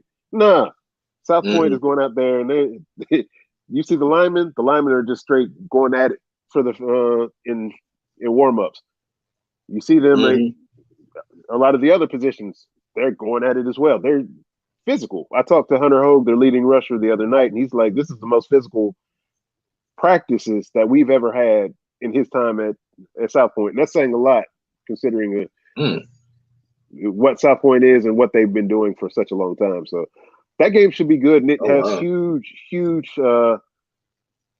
It'll have a huge effect on the Southwestern 2A race. It's for South Point in particular, because if they lose, they're out. RS Central can possibly make up some ground if they lose. Mm-hmm. So out of the rest of that schedule right there, what games intrigue you, Joe? Of course, Forest View at Hunter Huss. That game, in part because I expect defense to be just the calling card, just like it is in that Kings Mountain Shelby game. But I think their two defenses are just so far ahead of their two offenses. Although Malik Corey could be a difference maker for Huss. He had two outstanding catches, one of them for a touchdown. That I still don't understand how you have four guys that are in position to make a play on the ball, and he just somehow catches the football. And they were very motivated. I'm concerned about their injuries stuff. They lost a bunch of guys in that loss to Crest on Saturday. Oh man, I hate to hear that, man. And then we interviewed the Stuart Kramer quarterback, because I kept seeing him in your the top 22 guys that you do. And you do a great job with that, man. And talk to him, and he's a great young man. And I think he'll go out there and have another good game against Ashbrook. You agree? I agree.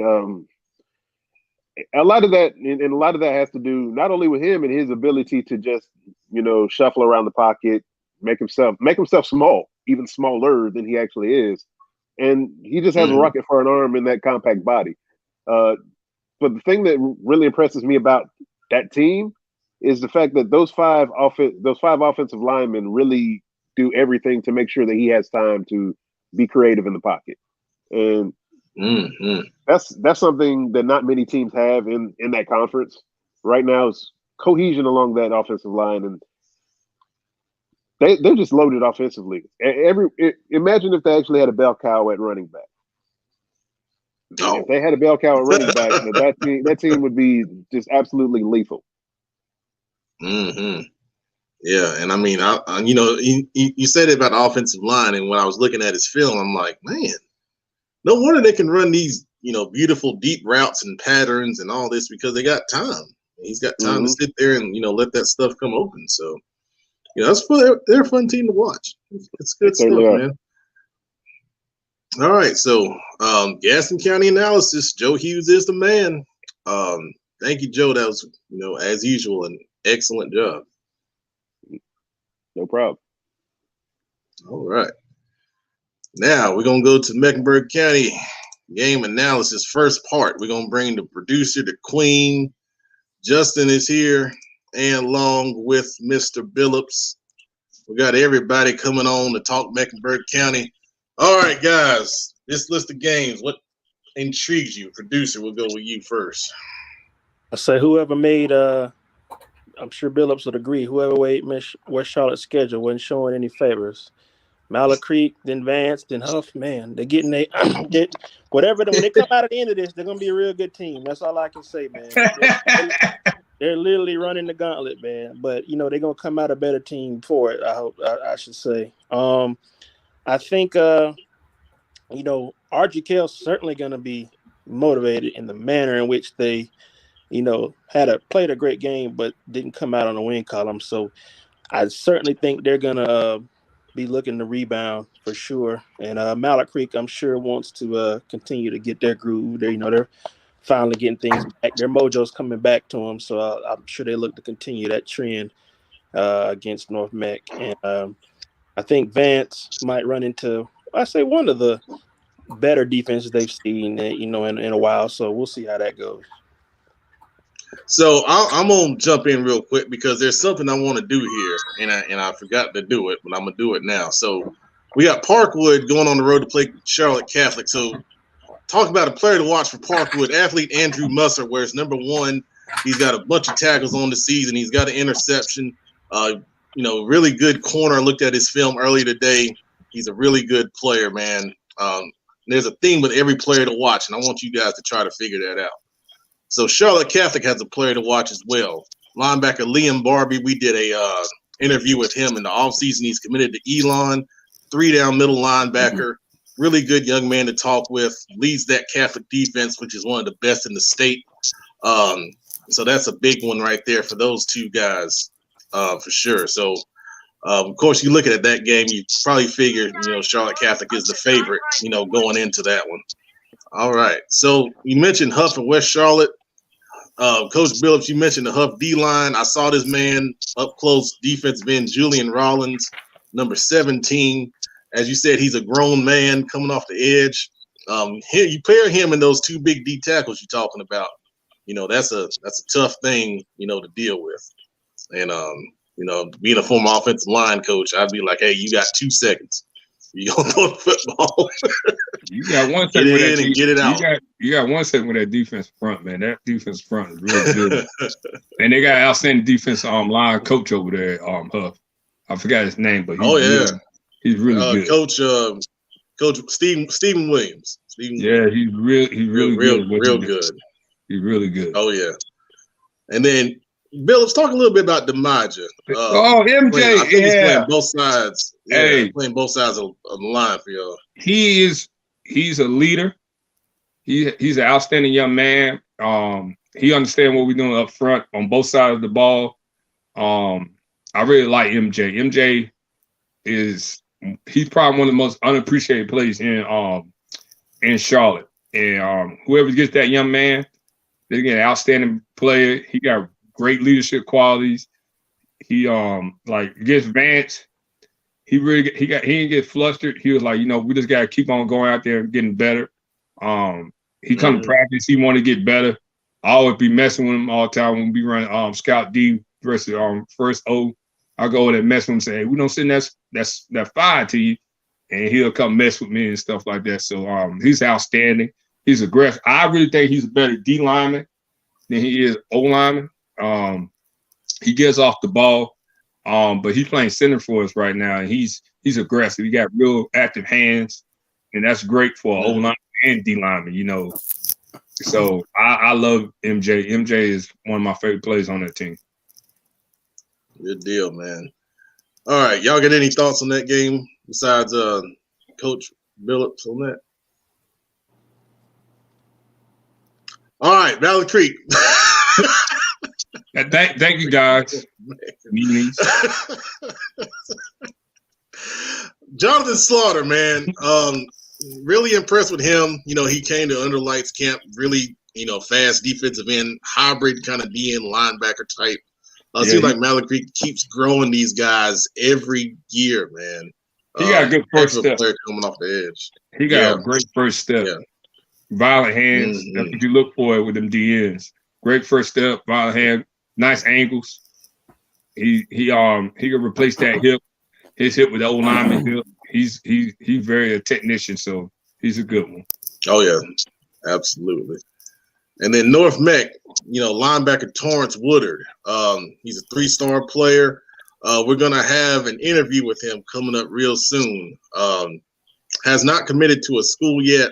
A really respectful young man, and then he's violent on the football field. Yeah, really enjoyed watching his highlight film and get to know him a little bit. You guys got any thoughts on this game right here? He's a very unappreciated. This is gonna be a good game. Like I said, North Mech. I think a lot of people discount them. They're pretty athletic. They got a violent running back. He's an old school running back. He's going north. He's going north. He's not going south, east, or west. He's going north. And you got to tackle him. They got 2 very outstanding receivers. They got their defense is nice. Their offensive line is very physical and athletic. And their D-line is very physical. There's a physical typical North Mech team. It may be a little closer than people think. That game might be closer than people think. Some people Creek. Wait, but I think it'll be a little closer than people. Yeah, Creek is good. Like I tell everybody, Creek is good, but you really can't count no team out of the IMEC out. That's not me talking junk about Creek. Creek is really good. I wouldn't be surprised if Creek blow them out.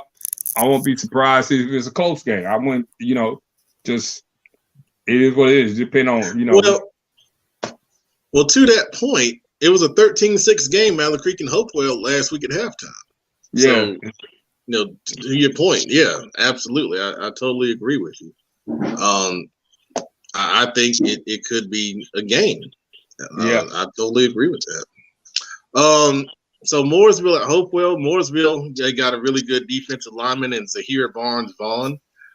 He was a former all-conference player last season. It's another guy that came to our camp, was very impressive. Great first step. He has good size at 6'2", 245 pounds. For some reason he's still unsigned. Colleges, y'all need to get on this young man. He's a heck of a player, man. I'm telling you, it's one of those diamonds in the rough that, you might just be missing a little bit.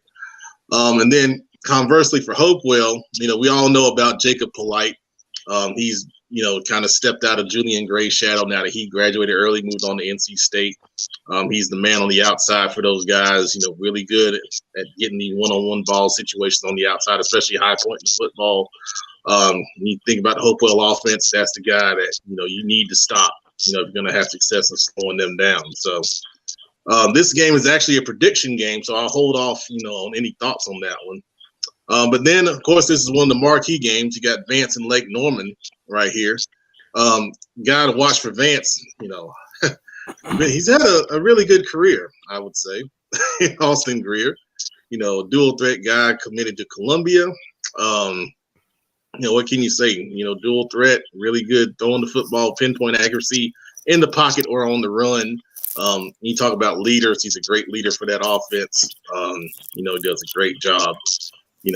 With those guys, and distributing the ball to all those weapons is not easy. You think a team with all the weapons, you got to keep those guys happy, and he does a good job in spreading the wealth and making sure everybody gets on that offense. Well, I was going to say something. I was actually going to say something about that game because I know that we've heard Coach Phillips talk about how scary of a team Lake Norman is. And so it's really going to be interesting, I think, to me, to see what he can do as a quarterback if they shut the rest of that offense down, because I'm sure they'll find a way to do that to see how capable he is on his legs alone. So that's going to be an interesting game for me, I think. Yeah. And I mean, for Lake Norman, you talk about Vance, and the first thing you think about, of course, is all the athletes. Lake Norman's best athlete, DB, running back, receiver. I should have just put athlete on here because he does everything. Krishawn Shepard, number 3. Heck of a player, for the Wildcats. He's caught receiving in that game against Mallard Creek where they won. He made a lot of tough catches at the receiver position. They give him the ball in outside sweeps, things of that nature in their option offense. And then, of course, at DB, he's matching up against the best, receiver every week, for Lake Norman. So and he's going to have a super game if Lake Norman's going to pull an upset and defeat Vance on their home field. So you guys have any other thoughts on that game? Nah, don't be a good one. Don't be a good one. All right, good deal. Barry has a big lineman over there.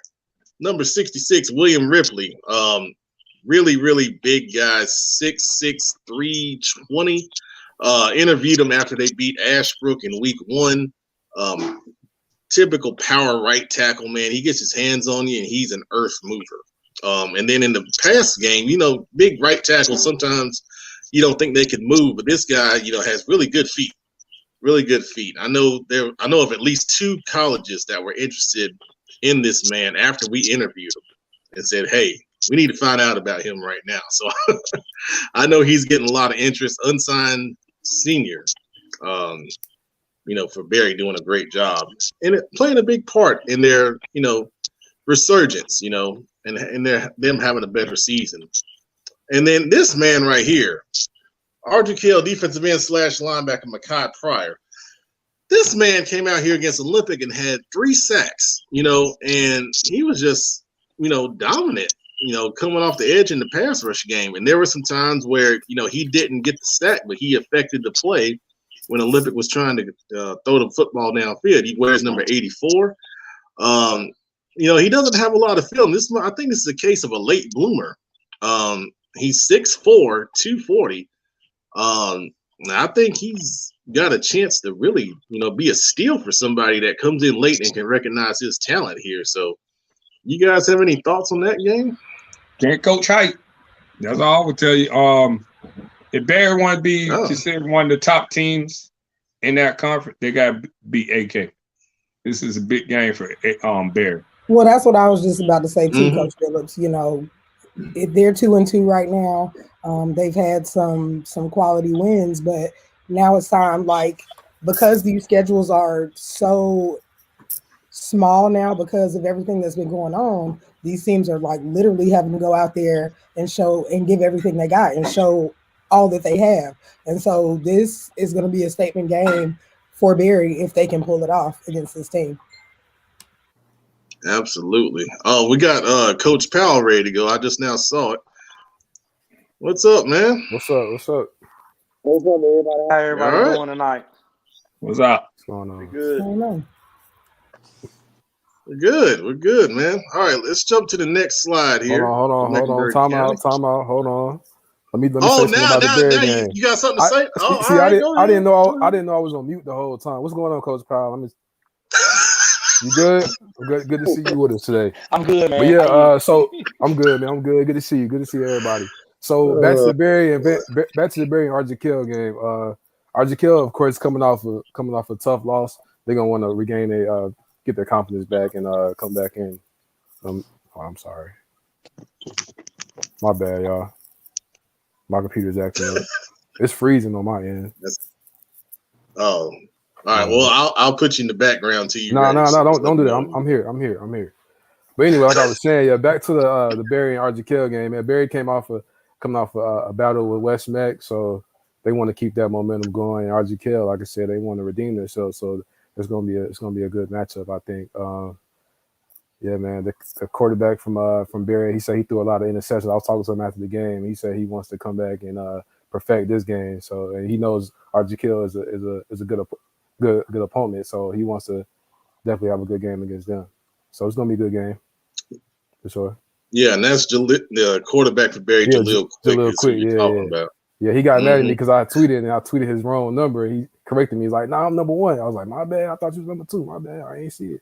But we got it right. Oh, that's good. That's good, man. So little known fact: these two played for the JV Conference Championship last year in the SOMAC 7. This was Barry's only loss on JV to that RGK team that went undefeated. So there you go. They'll have a little bit of extra motivation from that. All right, slide 2, Harding and Providence. Player to watch for the Harding Rams. We got athlete Yashia Freeman, wears number 8. I shouted him out on Instagram after they played RGK. Team captain, ton of heart. He's very athletic. He plays everywhere for that Harding team. I mean, receiver, running back, kick return, punt return, linebacker, DB. I mean, he had 2 cramps in his leg, and literally, on the last play of the game in a blowout situation for RGK, went out there and tried to stop RGK from scoring, and it didn't matter at that point. But very impressed with that young man. I think he can play on the next level. That's going to be, if Harding does well, it's going to be because that young man has a good night on the football field. All right. Conversely, for Providence, their player to watch is running back Jamar Price. Coach Billups has, repeatedly sung his praises. He's a very respectful young man. Yes, sir, no, sir, kind of guy. Put on a lot of weight in the offseason to help run the ball and tote the rock for that Providence offense. And he's one of the better backs, not only in the SOMAC 7, but in, the Charlotte metro area. So Providence obviously having the best season in a while, undefeated right now. Harding struggling, a young team, only have 4 seniors on the team. You guys have any thoughts on this one?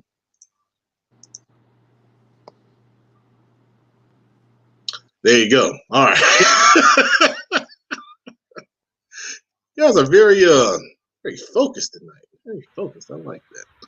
All right. So Olympic at West Meck, a traditional rival game here. Olympic, the player to watch, number 8, middle linebacker Cujo Apaya.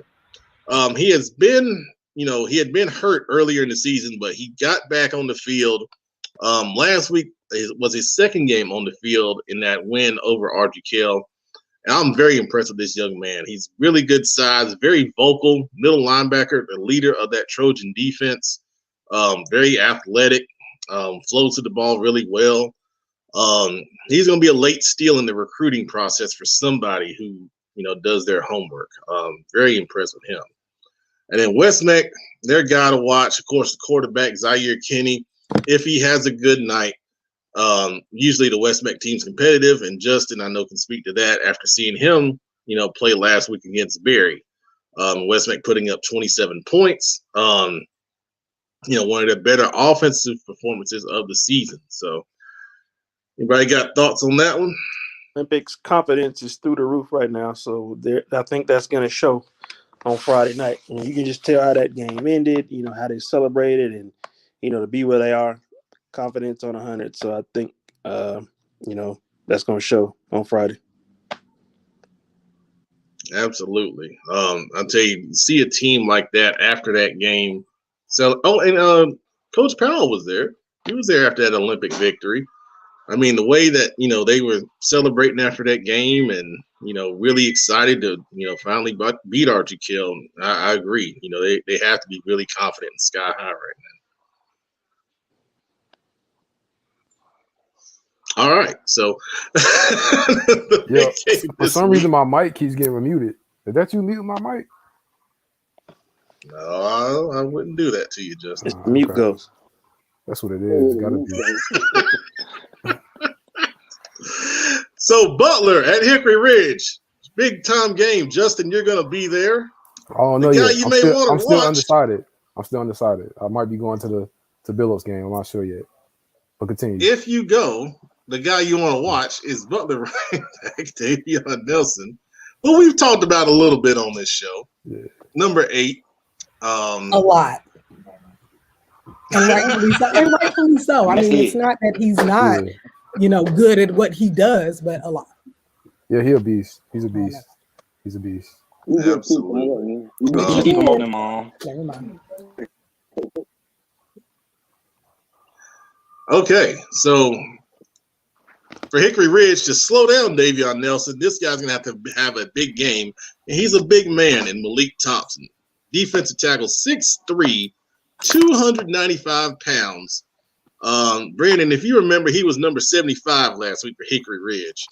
And, if they're going to slow down the Butler run game, which can be really, really tough sometimes, he's going to have to do a good job in holding the point to allow his linebackers to flow and make plays over the top against the Butler misdirection run game, where they like to get outside and involve the receivers and all those fun things that Coach Hales likes to do over there. So, big time game.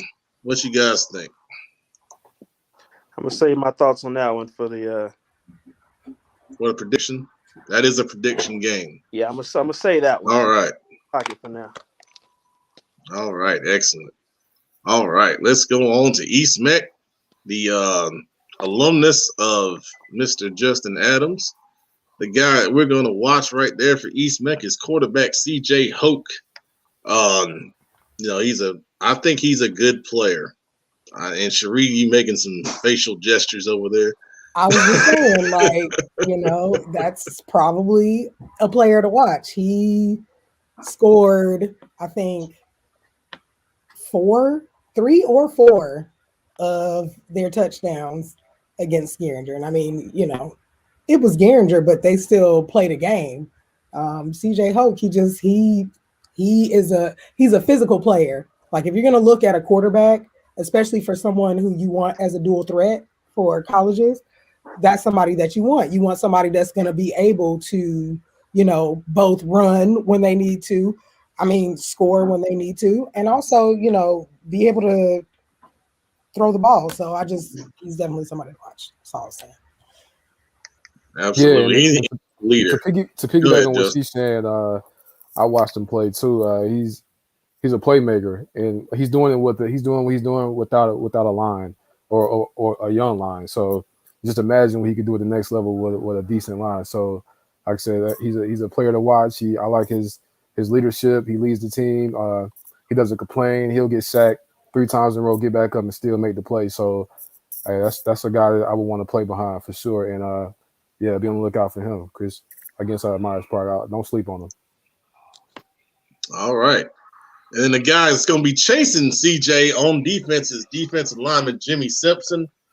He's part of a really strong defensive line that I think is making a big difference for the Myers Park defense this season. With the way that they play defense, they base out of a 4-man front most times, and that 4-man front generates a lot of pressure. It helps slow down the run game. I mean, Brandon, you can think of how many times Hickory Ridge tried to run the ball inside last week, and that Myers Park defensive line was making tackles, stopping them for no gain or even a loss, sometimes. Countless times, shut them, limiting them, either stopping them in the backfield or 1 to 2 yards. So, yeah, they're going to have to – East Mac will have to account for him for sure. All right, so, I mean, you look at it on paper, you think Myers Park is – big-time favorite here. Anybody have anything to say about that? No, I agree with that one. All right. Independence at Garinger. I got my buddy watching. Garinger grad Nikisha Ricks. Come on, Garinger, bounce back. Well, hey, they're going to have an angry Independence team who lost to Butler 42-0 last week. And they're not going to be in a good mood about it. The guy to watch for Independence, middle linebacker Ronell Garrett, number 5. I watched his highlight tape. Now, he was a good player last year. But this year, I don't know what's in the water, but that kid is playing with some kind of fire and intensity that's just ratcheted up a level. And, I mean, he is really being aggressive and being physical. And, we talked about that Independence defense being, strong in the early part of the season.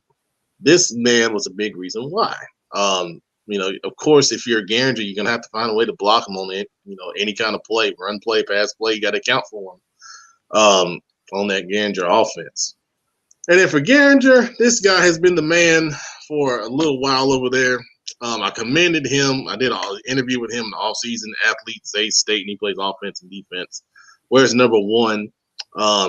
In Charlotte, you can always leave and go other places. This young man wanted to stay and try to help, turn things around. I commended him for that.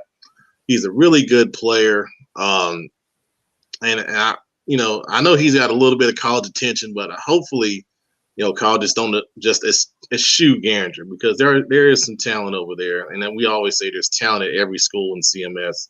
And this young man has it, agility, speed, and then a great attitude, and he's a leader for those guys over there. So good luck, to both of those teams in that one. And then the game that Cherie, our queen, is going to attend, Porter Ridge at Rocky River. We think this has some potential of being a good game. And I think this guy is hurt, but I'm going to put him on here anyway because, he's done some big things this season. Porter Ridge athlete Brandon Perry. Justin, you interviewed him, after the first game. Plays DB, plays running back. It seems like he's been at Porter Ridge for like 6 years. He's a heck of a player, man. Justin, what can you say about him? Hey, like you said, man, he's a hell of a player. He plays all over the field. Like I said, I came into the game because I came into his game, the first game against East Mac, kind of late, and he was catching touchdown passes. I'm like, I thought you played DB, so that just shows what type of player he is. Punt return, kick return, he does it all. And I talked to him this week. He said he'll be making a return. He didn't say when, but he said he'll be coming back soon. So look forward to seeing him. Awesome. Good deal. Glad to hear that. And then finally for Rocky River, the player to watch, offensive lineman Gabe Palacios. I remember seeing this young man a couple years ago as a sophomore at one of the big camps. And, I mean, this guy was just stonewalling people at the guard position. I was like, I asked him, I said, number 1, who are you? Number 2, where do you go to school? And I said, I'm going to remember you. I'm going to remember you because I think you're going to be big time. And, he's a really good offensive lineman over there. Does a great job, for that Rocky River team. And now it's his senior year. And, I'm hoping that he's able to finish it out on a good good streak. Because our boy Bookman said earlier he thinks Rocky River can get the number 10 in our CMS Best of Last rankings, and if they do, Gabe Palacio is going to be a big reason why. All right, Cherie, this is your game. You got any thoughts? I'm just really interested to see which team edges this one out. I was looking at their records earlier today, and I'll talk more about that later. But this is a good game for me because I like to interview guys like Gabe, so I want to see what he's going to do out there on the field. So just really interesting to watch for me. Absolutely, good deal. So Jeremy Parker. Thanks for watching, Jeremy. I see you got a couple comments here. I'll put this one on here. Ganger's got some talent. The player they better watch for is number 33. That's Independence's defensive playmaker. And number 33 is a guy that we interviewed, Josh Isaiah. And when we interviewed him, he had a big game, 3 sacks, multiple tackles for loss, and a win over East Mac. And, he's a great young man. Only a sophomore, 6'2", 225 pounds. He's gonna be big, man. He's really gonna be big. And thank you for sharing that, Jeremy. Appreciate that. All right, so we're gonna jump now to our predictions, rapid fire predictions. I'm gonna come down the line. Butler Hickory Ridge, producer, what you got? I'm going Butler. Queen. Butler. Justin. Hey, it's gonna be a battle, but I'm gonna go Butler. Otis. All right. I ain't gonna get slime again this week. I'm gonna make it a clean sweep. We'll go Butler. All right. Kings Mountain, Shelby, producer, what you got? Kings Mountain. Queen. You know what? I'm actually gonna go Shelby on this one. All right. I wonder why. I'm just messing with you. Justin. I'm gonna go Shelby. Okay. Otis. I'm gonna go Shelby. Jeremy jumping in with us, and he's saying Shelby. Yeah. I'm going Kings Mountain. Who else said Kings Mountain? Me. I said Kings Mountain. I'm with you. You. Kings Mountain. It's been since 1986. What Joe Hughes said. It's been too long, man. The last time y'all beat Shelby, dang on Prince had a #1 hit. Come on, man. It's time. It's time. Let's go, Kings Mountain. All right. Mooresville and Hopewell, producer. Mooresville. Queen. I'm gonna go Hopewell on this one. I'm gonna go Mooresville. Otis. I'm gonna go Mooresville on this one. Mooresville? You said what? Yeah, I'm going Mooresville. Okay. You know what I'm gonna do? You said what? I like both of these teams. I like both of these coaches. We've had them on the show. But I'm going with my Queen City Senior Bowl coach, Coach Bird, Hopewell. Let's go. Let's go. Right. All right, finally. Central Bears at Cox Mill. Producer. I'm going with Coach McClanrock's family, Central Bears. I think he likes that one. Queen, what you got? I'm gonna go Central Bears. All right. Justin. I'm gonna go Central Bears as well. We coming to the clean sweep. Otis. Mills on this one. Cox Mill. Okay. Well, I'm gonna. This is tough. 2 Queen City Senior Bowl coaches doing good jobs. I am going to go Cox Mill. I'm with you, Otis. Cox Mill. I think they're trending in the right direction. All right. So you getting apparently we got. I'm getting slimed. What? Am I getting slimed? Kenneth is gonna slime you now. Yep. Oh, I'm getting called a bum. Okay, well, that's all right. That's okay. All right, so let's see what we got next year. All right, Justin, I'm gonna let you do your impact speed player of the game. Okay, you gonna introduce me? Go right ahead, sir. So, impact player of the game, brought to you by Impact Speed Training, is the defensive back from Barry, Michael Doolin, which had 2 interceptions over West Meck. West Meck was coming back in that game, and Michael Doolin, he sealed the game with the interception. So, like I said, it was a back and forth. At the fourth quarter, it was back and forth. And he came off with an interception. Three-sport athlete. I had somebody had to tell me that over the weekend that he excels in basketball as well. I think in baseball as well. So he's a good player, 6'3". He's a great kid. Interviewed him after the game. And yeah, he's an impact player of the game. Also want to recognize quarterback Jaleel Quick. He had some good plays, made some good throws. His favorite target was Crystal McDonald, number 3. He's a 6'3" receiver. He was just throwing Hail Marys at him, and he was catching touchdowns in the end zone. So that was one of his playmakers. And number 6, the running back Christian Hale, who struck out for a 99-yard touchdown. That dude got some wheels on him. I'm talking like probably one of the fastest running backs in the nation. He's very electrifying, has speed, and like I said, I talked to a couple players after the game, and this is the first time Berry has beaten West Meck in 8 years. So that was their motivation right there. So, they came out to play. And yeah, like Michael Doolin said, man, if y'all wasn't with Berry in the beginning, don't jump on the bandwagon now. That's what he told me. So they're going to keep it rolling. Well, I was there week 1, Barry. I was there. So don't kick us off the bandwagon. All right. Impact speed training. Yeah.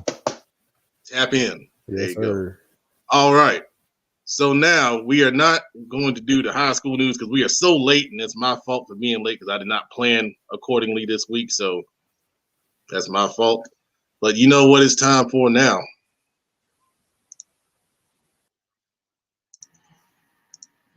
What is it time for?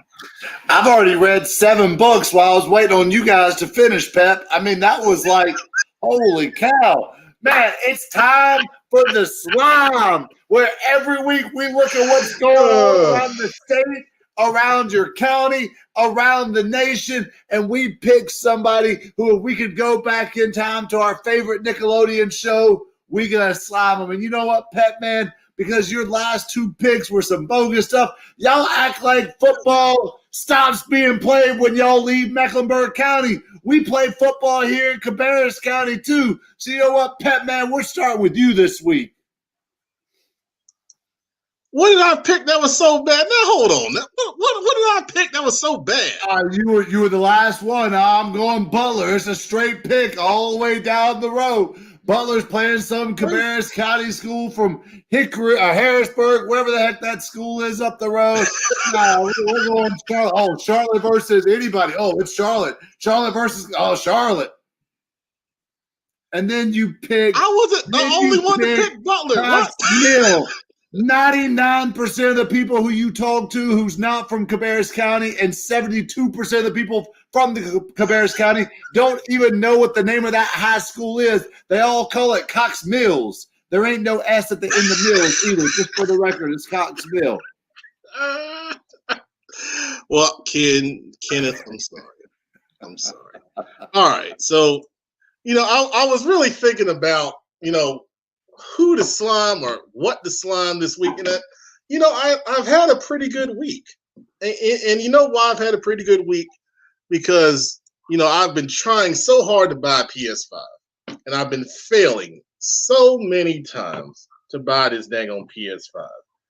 And then my great friend, the producer, Brandon Black, he sends me texts. I think he wants to make me mad when Walmart puts the PS5 on sale because he knows I can't get it. Every time I try to go in there and get it, I get kicked out. I can't get it. So then he texts me and says, hey, I got it. I said, what? You already got a PS5. He was like, you want to buy it? I said, absolutely, I want to buy it. Yes, I do. So you know what? Walmart, slime you for wasting all my time, because Brandon took care of me, got my PS5. So I want to take this time on the slime. Thank you. Hey, no problem, man. Just trying to use my money spending talents for good use, man. I'm glad I was able to help out, man. No problem. But the funny thing is, I still haven't opened it.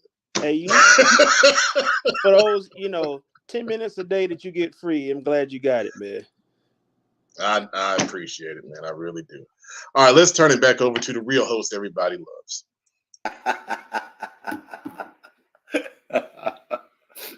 Coach Powell, who is sliming this week? I'm still Got the disappointed. sweatshirt on and everything this week. That's what I'm talking about. I'm disappointed in the Carolina Panthers still. I'm not liking the moves they're making. Just not liking them right now. And I'm a true Panther fan. I love Coach Rule. It's a guy that I if I was still at Western and playing special teams with, he was the guy that I wanted to rock with, no matter what. But I'm just not too thrilled with the Panthers right now. I'm just not.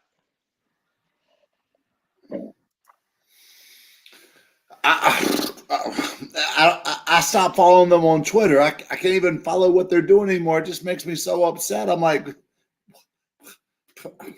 you know what, Cherie, let's go to you. Queen, who are we sliming this week? First of all, Coach Powell, I definitely feel you. I think cutting or releasing or allowing Mike Davis to sign with another team, that just did not sit well with me. Anyway, on to another North Carolina team. The Tar Heels were the only team that I cared about who actually made it into the dance this year. Not to mention, Duke was out, and so was Kentucky, which to me is not as big of a laugh as watching Duke be out. So, I'm all gung-ho. I didn't really get to watch the game on Friday because I had a lot going on. But then I hear that they lose by 23. So my slime is for that entire team. I don't think I've ever in the history of watching North Carolina go to the dance have I watched them fall the way they fell on Friday. And I didn't get to watch. So I think I'm thankful for that. But yeah, Coach Roy, all of you guys who are still there, we got some talking to do because we cannot go to another tournament like that and then lose the way they did. And then somebody had the nerve on Twitter to be like, oh, they lost by 23 to pay homage to Michael Jordan. I'm like, that ain't paying no homage to Michael Jordan. Michael Jordan wants you to win by 23. He don't want you to lose by 23. I mean, just a sham. Just a sham. That's what I'm talking about. We've got next Cowboy Joe, according to Billups, his number one hater. Who are you sliming this week? All right. We love them, we hate them, but some of these sensitive refs gotta tighten up. I've seen it too much in the spring. You've had some coaches, but some refs with some vendettas. Let's not be soft. Let's call the game fairly. Call it as it's supposed to be called. Let's not make ourselves too present. Let's stop all the 2-minute chit chats after every flag. Let's just play ball. That's what people didn't come to see the pinstripes. People came to see the kids play ball. Just get out the way. Stinging officials, man, they're always getting in the way, always wanting to talk. Just make the good calls. They would ask me, what is a good call? I said, a call that I agree with. That's obviously a good call. What do you mean, what's a good call? Producer Brandon, you're up next. Who you sliming this week? Well, lately I do a lot of group slimes, man. I feel like there's always a group of people that need a collective sliming. And this week I got to go with the whole set of NFL majority owners because, they're talking about it. It's pretty close to coming to fruition. They want to add a 17th regular season game to the NFL season. And they say, okay, we'll take away a preseason game. But we know that's not an even trade because most starters in the preseason game, other than that third game, you usually play a couple series and they're out of there. So as far as a season and the toll it takes on your body, that's not an even swap. And 16 games is hard enough for a team to make it through and overcome injuries. And for a starter, to me, it's a big deal when an NFL player starts and plays in 16 games in the season. So it's already hard enough. I think it's just greed at this point. Yeah, I get it. They lost some revenue. in 2020, but there's still a billion dollar industry even without that. So I think that's literally just pure greed at that point, and they're not really thinking about, the players and what it's doing to them, and the effort it takes simply to make it through 16 games, and now they want to add an extra one. So got to slime them all. That's what's up. You know what time it is? It's time to tap in. We're going to tap in with some speed training. Justin, who are you sliming this week? Well, I had to address it this week in a tweet. I'm sliming some of these athletes for coming at me because I didn't properly tweet them or at them. I don't have everybody's Twitter name. I can't just, if I don't have your Twitter name, I'm going to say your jersey number. So a lot of them were coming after me. I'm sliming all those athletes that was upset with me. I need to slime Max Preps because Max Preps got triple numbers on there, double numbers on there. Like, it's not my fault. It's not me. Sorry, guys. But yeah, slime yourself and slime Max Preps too. We are a snowflake generation. My people are upset because you put their number and not their name. Talk to your coach because your coach is the one who puts the Max Preps roster on there. That's who you need to talk to. Do we ever get Coach Billings back, or is he still MIA? Coach Billings still out? Well, that leaves it up to me, I guess. You know what, Pet Man? I'm going to go your route because before the show, I was a little bit busy. Was a little bit running behind. Had to go pick up some food. And I go through Bojangles parking lot, and I'm just getting my boys something to eat. That's all it is. 2 kids' meal chicken tenders with fries and a Sierra Mist because it's almost their bedtime. And I pay the girl. I look ahead. There are 2 cars waiting in front of me at Bojangles. And the girl says, "Can you pull up?" I said, "Pull up where? I can't even scoot up because you got 2 cars waiting." So I'm just waiting there. And finally, the first car leaves. The second car pulls up. I pull up. And I, no lie, waited for like 10 minutes waiting on my food to get out. My wife calls me and she's like, "Babe, where are you? Are you coming home? What's going on?" And I showed her. I was like, "Look at this. I'm waiting in line. Bojangles. I want to know, what is the appropriate length of time that I should expect to wait when your girl at the window tells me to scoot up?" In my head, anything more than 30 seconds is not appropriate. It is no longer fast food. It is, we'll kind of get your food out to you whenever we get it cooked food. I waited for 12 minutes. 12 minutes I waited, and then the girl brings me out my food, and I looked at her, and I said, "I hope you got the whole freaking chicken in here. As long as you just made me wait, I want some breast, I want some chicken wings, I want some mashed potatoes and gravy, and I want a gallon of sweet tea too." Bojangles, pick your game up, please.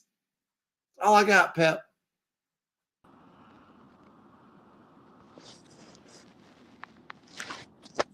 Look at Justin. Justin doesn't even eat Bojangles. He's like, "Bojangles, that's disgusting. I got my smoothie here. This is all the vegan protein I need right now." We've had a lot of chicken rants in this show. That's kind of like a little underlying thing. Chicken rants. It's a lot of chicken rants. Everybody likes chicken. Churches, KFC. It's a lot of chicken rants here, man. I might come up with my own fried chicken rant, man. Maybe I go to Popeyes. But y'all got to remember, my number one rule in life: when you pass a Bojangles, you got to stop. That's a lot of stopping.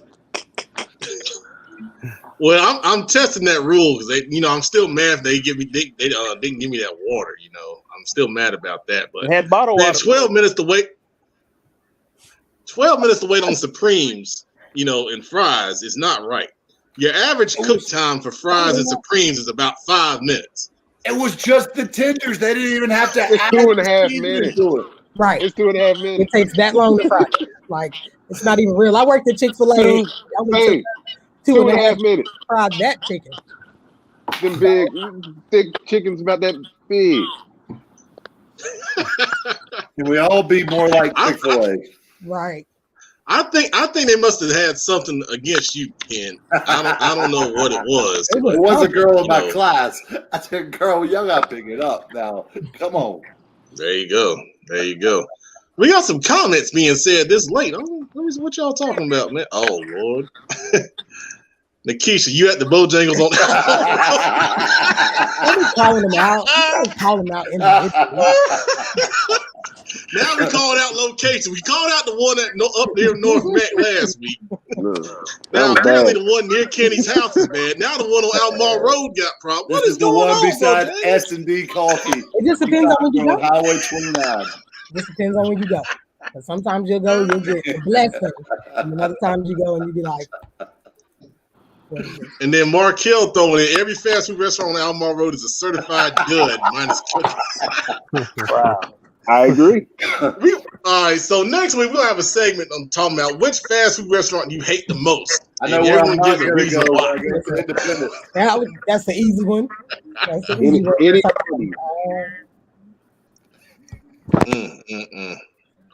All right, well, 32 people still watching. Thank you for your support. Football Focus Weekly, the realest internet prep show there is in Charlotte metro area. Thanks for watching. Peace out.